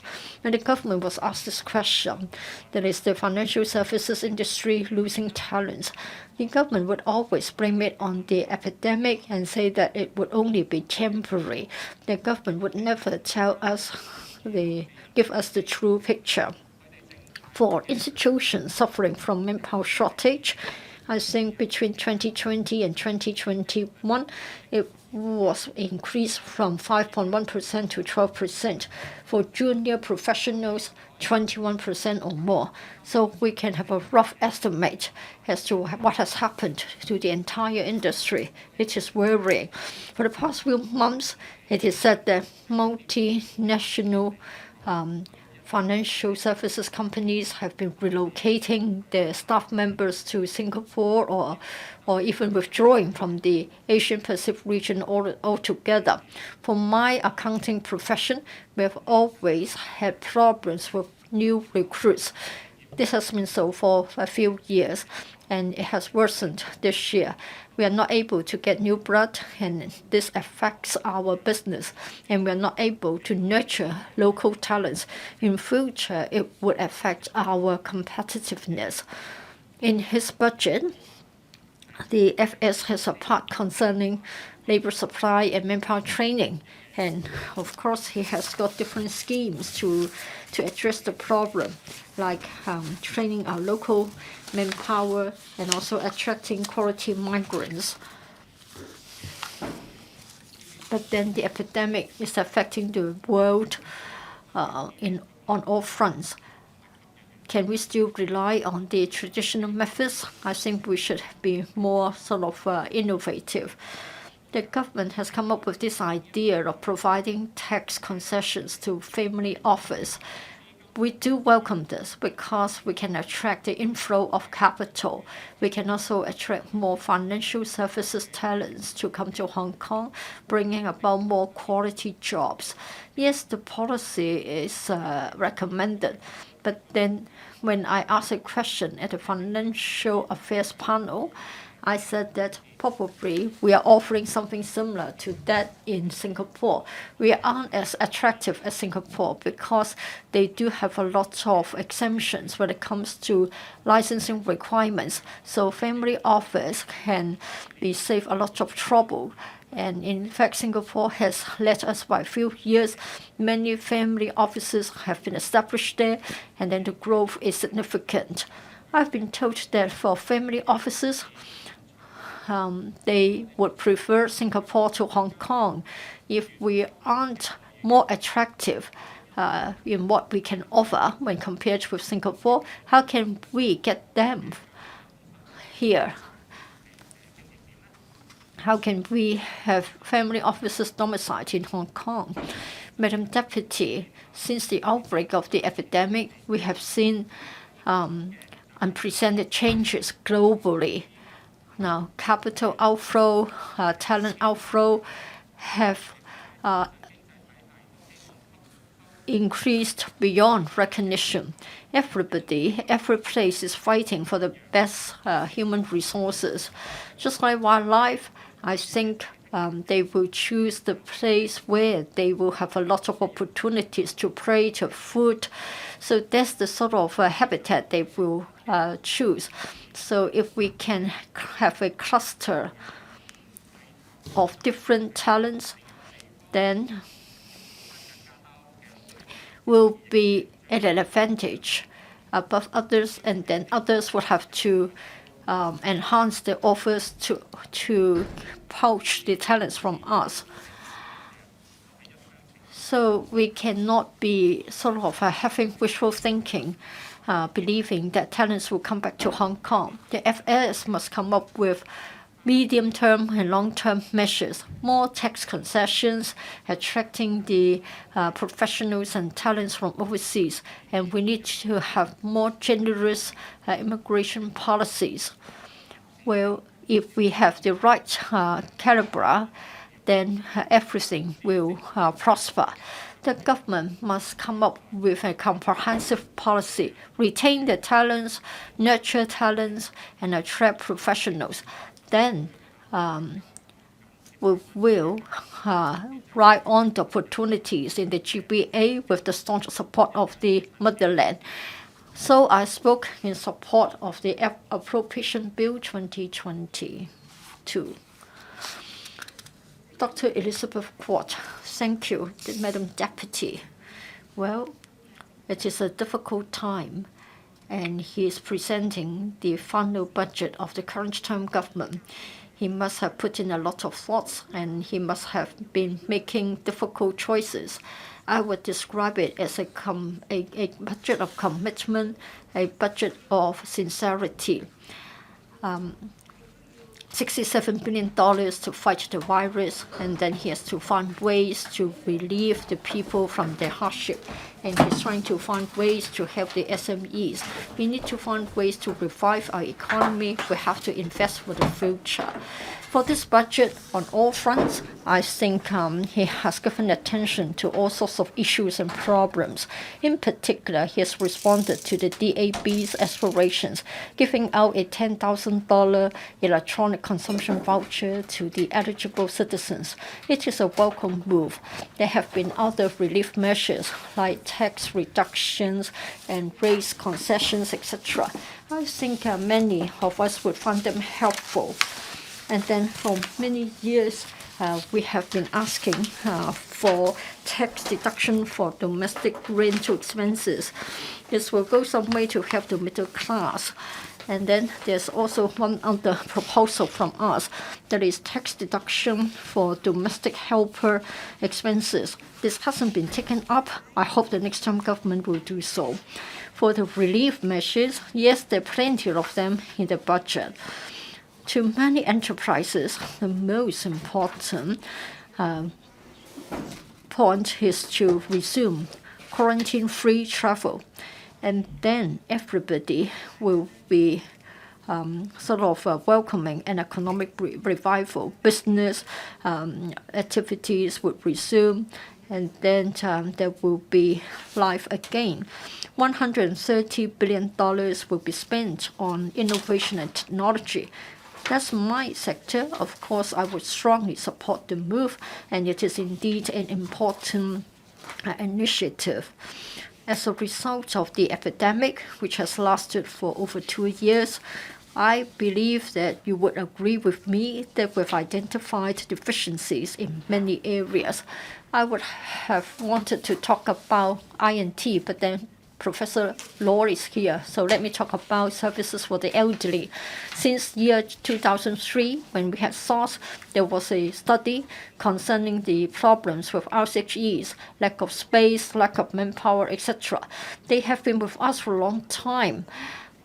Back then, there were recommendations from that study report, though they had never been implemented by the government. So during this outbreak, our CHEs became another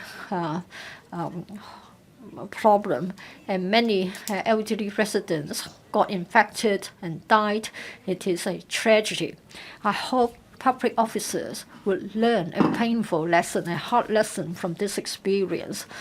When the virus leaves us, there should be another independent investigation. Not like SARS, I think all the recommendations arising from the investigation should be implemented. There's also one other problem that we are concerned about. There is team spirit, coordination, and cooperation among government departments. Now, of course, the virus affects the entire society. All the civil servants, all the government departments work hard to fight the virus.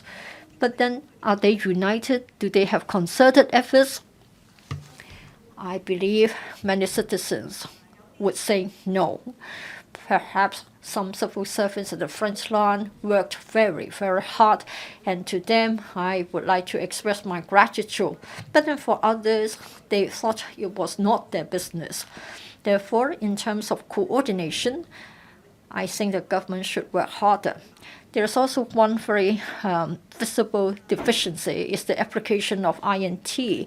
If we don't apply I&T to fight the virus, we can never catch up with the spread of the infection, and we won't be efficient.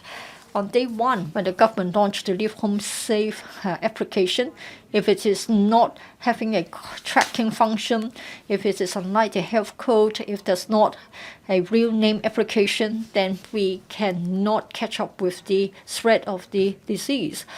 We have been fighting for it, but we still don't get our health code, the health code of the Hong Kong version. We may very well be approaching the end of wave 5, but then wave 6 and 7 won't be far away. Are we ready? We have seen messy tasks all around us. all because we haven't applied INT. We haven't got software to support our fight. People had to queue up for hours after hours. We were supposed to have a centralized platform, but it was not put to use. Communication broke down between the government and the citizens. Hotlines were not working properly. We were not able to get through the lines. We got the I'm Smart platform, but has it been allowed to function efficiently and effectively? Many civil servants work from home, and therefore public service has been suspended. For e-government service, it has been talked about for 2 decades. We talk about a smart government, but still, in reality, we think we have a government in the Stone Age. Yesterday, the Transport Department saw queues of clients because they suspended the service for a long time. We're supposed to have everything done online because we have the I'm Smart platform. If you look at the case of the mainland, in fact, almost all the public services have been digitalized whenever it is possible. For mainland citizens, they can just go to one single counter and then they can use all sorts of government they can get all sorts of government services. Even a kiosk, a single kiosk, can serve all their needs. But in Hong Kong, we have to go to different offices, different counters.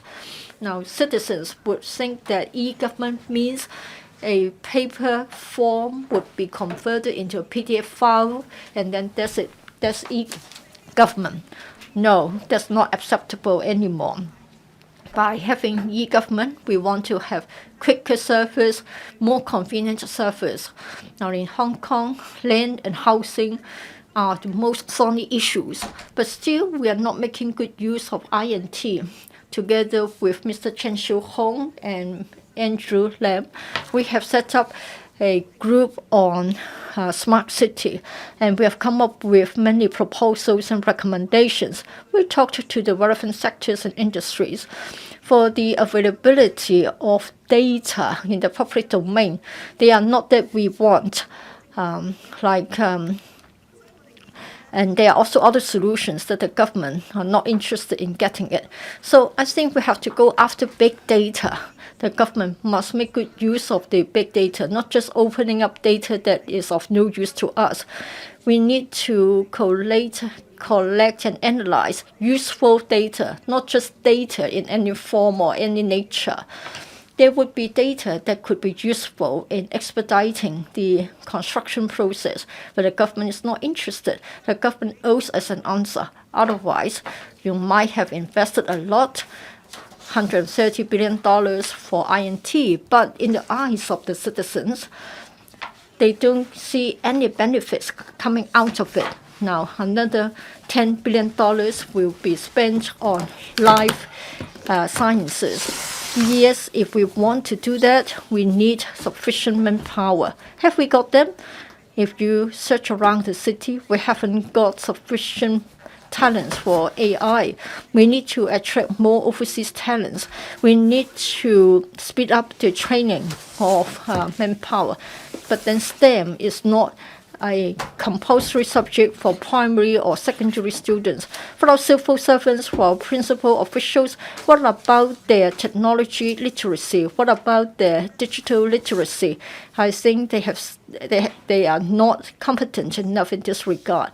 When we talk about investment, it is not just financial investments. We need the right policy support as well. This time round, we must have learned a lesson. And I hope that the government will be made up of smart officials so that we run a smart government, and then Hong Kong is a green and smart city. Madam Deputy, so I spoke in support of the Appropriation Bill 2022. Mr. Paul Chair, well, in just 10 minutes, well, even if 80 members, all 89 members speak, we don't expect much in response from the Financial Secretary, but I'd just like to make a point or two for the record. Now, in terms of timing, I think this budget is lagging behind. Second point, in this budget. There's definitely not keeping expenditure within government income. First, about timing. We always say we must be ahead of the pandemic. And with the budget, it should also be ahead of the economy. And we all know what the situation is like. We have the Russia-Ukraine war, and then there's inflation, and then there's some sharp adjustment of the stock market, and probably market will see prices plunge as well. So what about stamp duty and others? Are there any adjustments? It seems that there's no mention at all. And under the circumstance, we always say that we have to have results. We should be results oriented. But what are the results? But what are the means? We want to talk about the end. It's important to set a target. If our direction is wrong, then our efforts will be futile. Well, let me give a supplement here. The consumption voucher is a really positive move. Under the pandemic, I hope that the government can, Financial Secretary, consider during the electoral election, there was the offer for people to have free rides on public transportation. It was back in October last year, right? So the result was pretty good. There was a compounded effect. So I hope that maybe you can consider, all the policies, measures actually have not got any KPIs, but what the public can benefit from, I think we can provide more of that. And then, talking about timing issue, I'm afraid that, as Mr. Wong said, he's pretty positive. He said the accounting field find it hard to hire new staff. In fact, we are facing a very serious wave of immigration. I'm not going to talk about the figures, but from February 1st to 28th, altogether 214,000 people left, and the BNO visa applications more than 10,000 a year. And you read about Citibank and Mandarin Oriental relocating their staff, and also from the in 2001, people withdrew $9 billion of MPF, and 33,700 cases of MPF contributions withdrawal. But not to mention the people around us. Like in my case, my friends in the legal sector are saying that they're leaving Hong Kong. It's estimated that of the 1.3 million taxpayers, 1/10 of the taxpayers will leave Hong Kong, and they are professionals.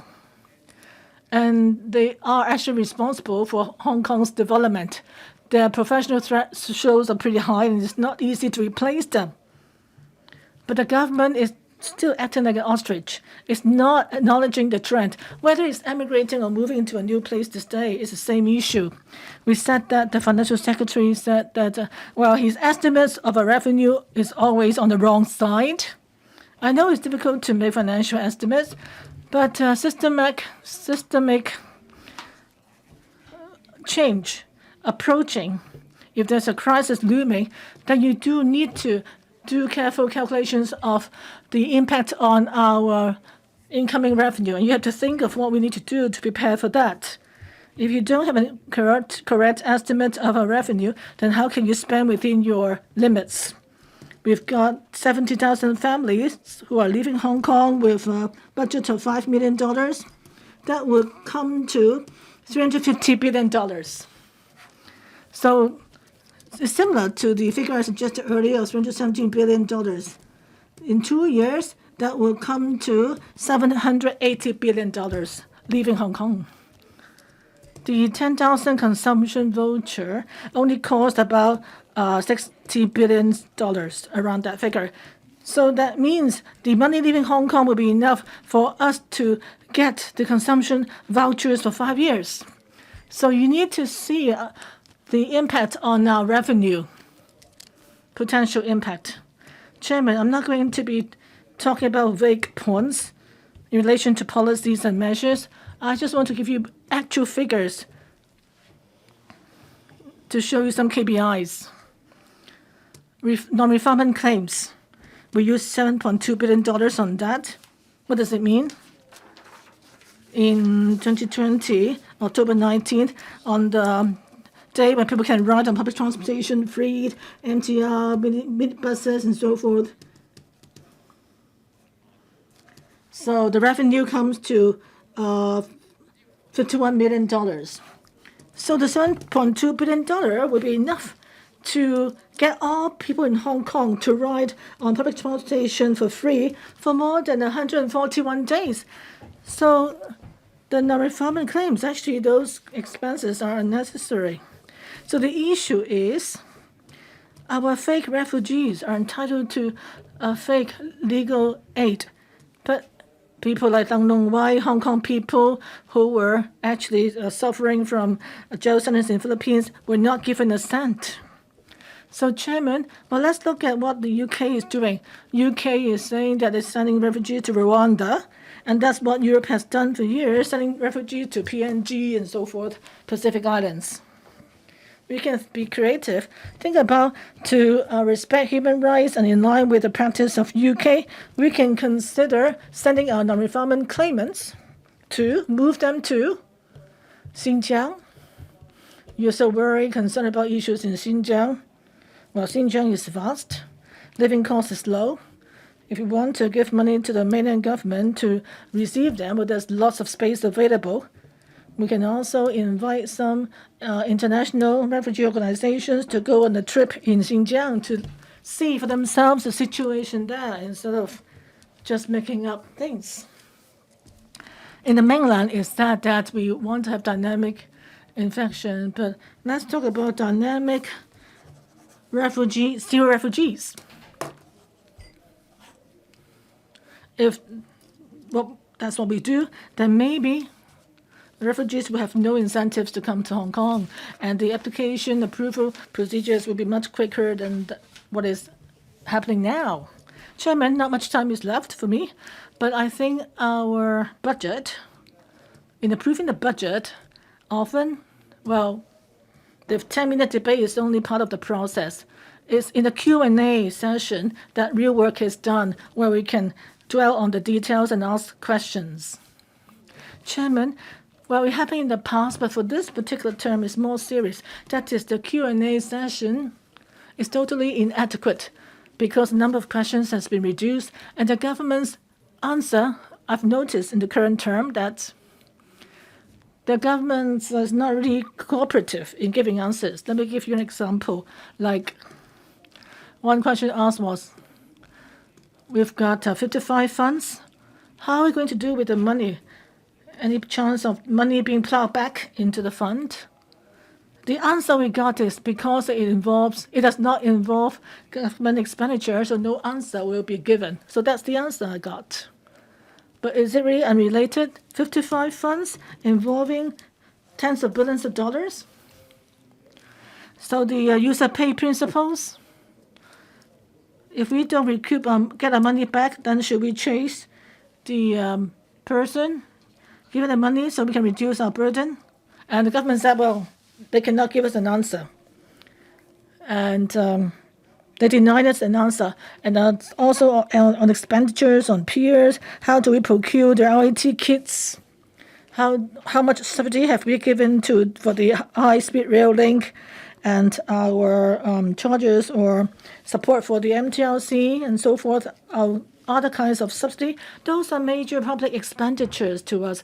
But if we can't get appropriate answers from the government, then we're not really acting as the public's representatives to scrutinize the budget. That's our responsibility. Now we have more people in the LegCo, and yet our questions allowed are fewer in number. I hope that the government can be more transparent so that members can truly represent the public and monitor government expenditure. And more importantly, we need to have better timing.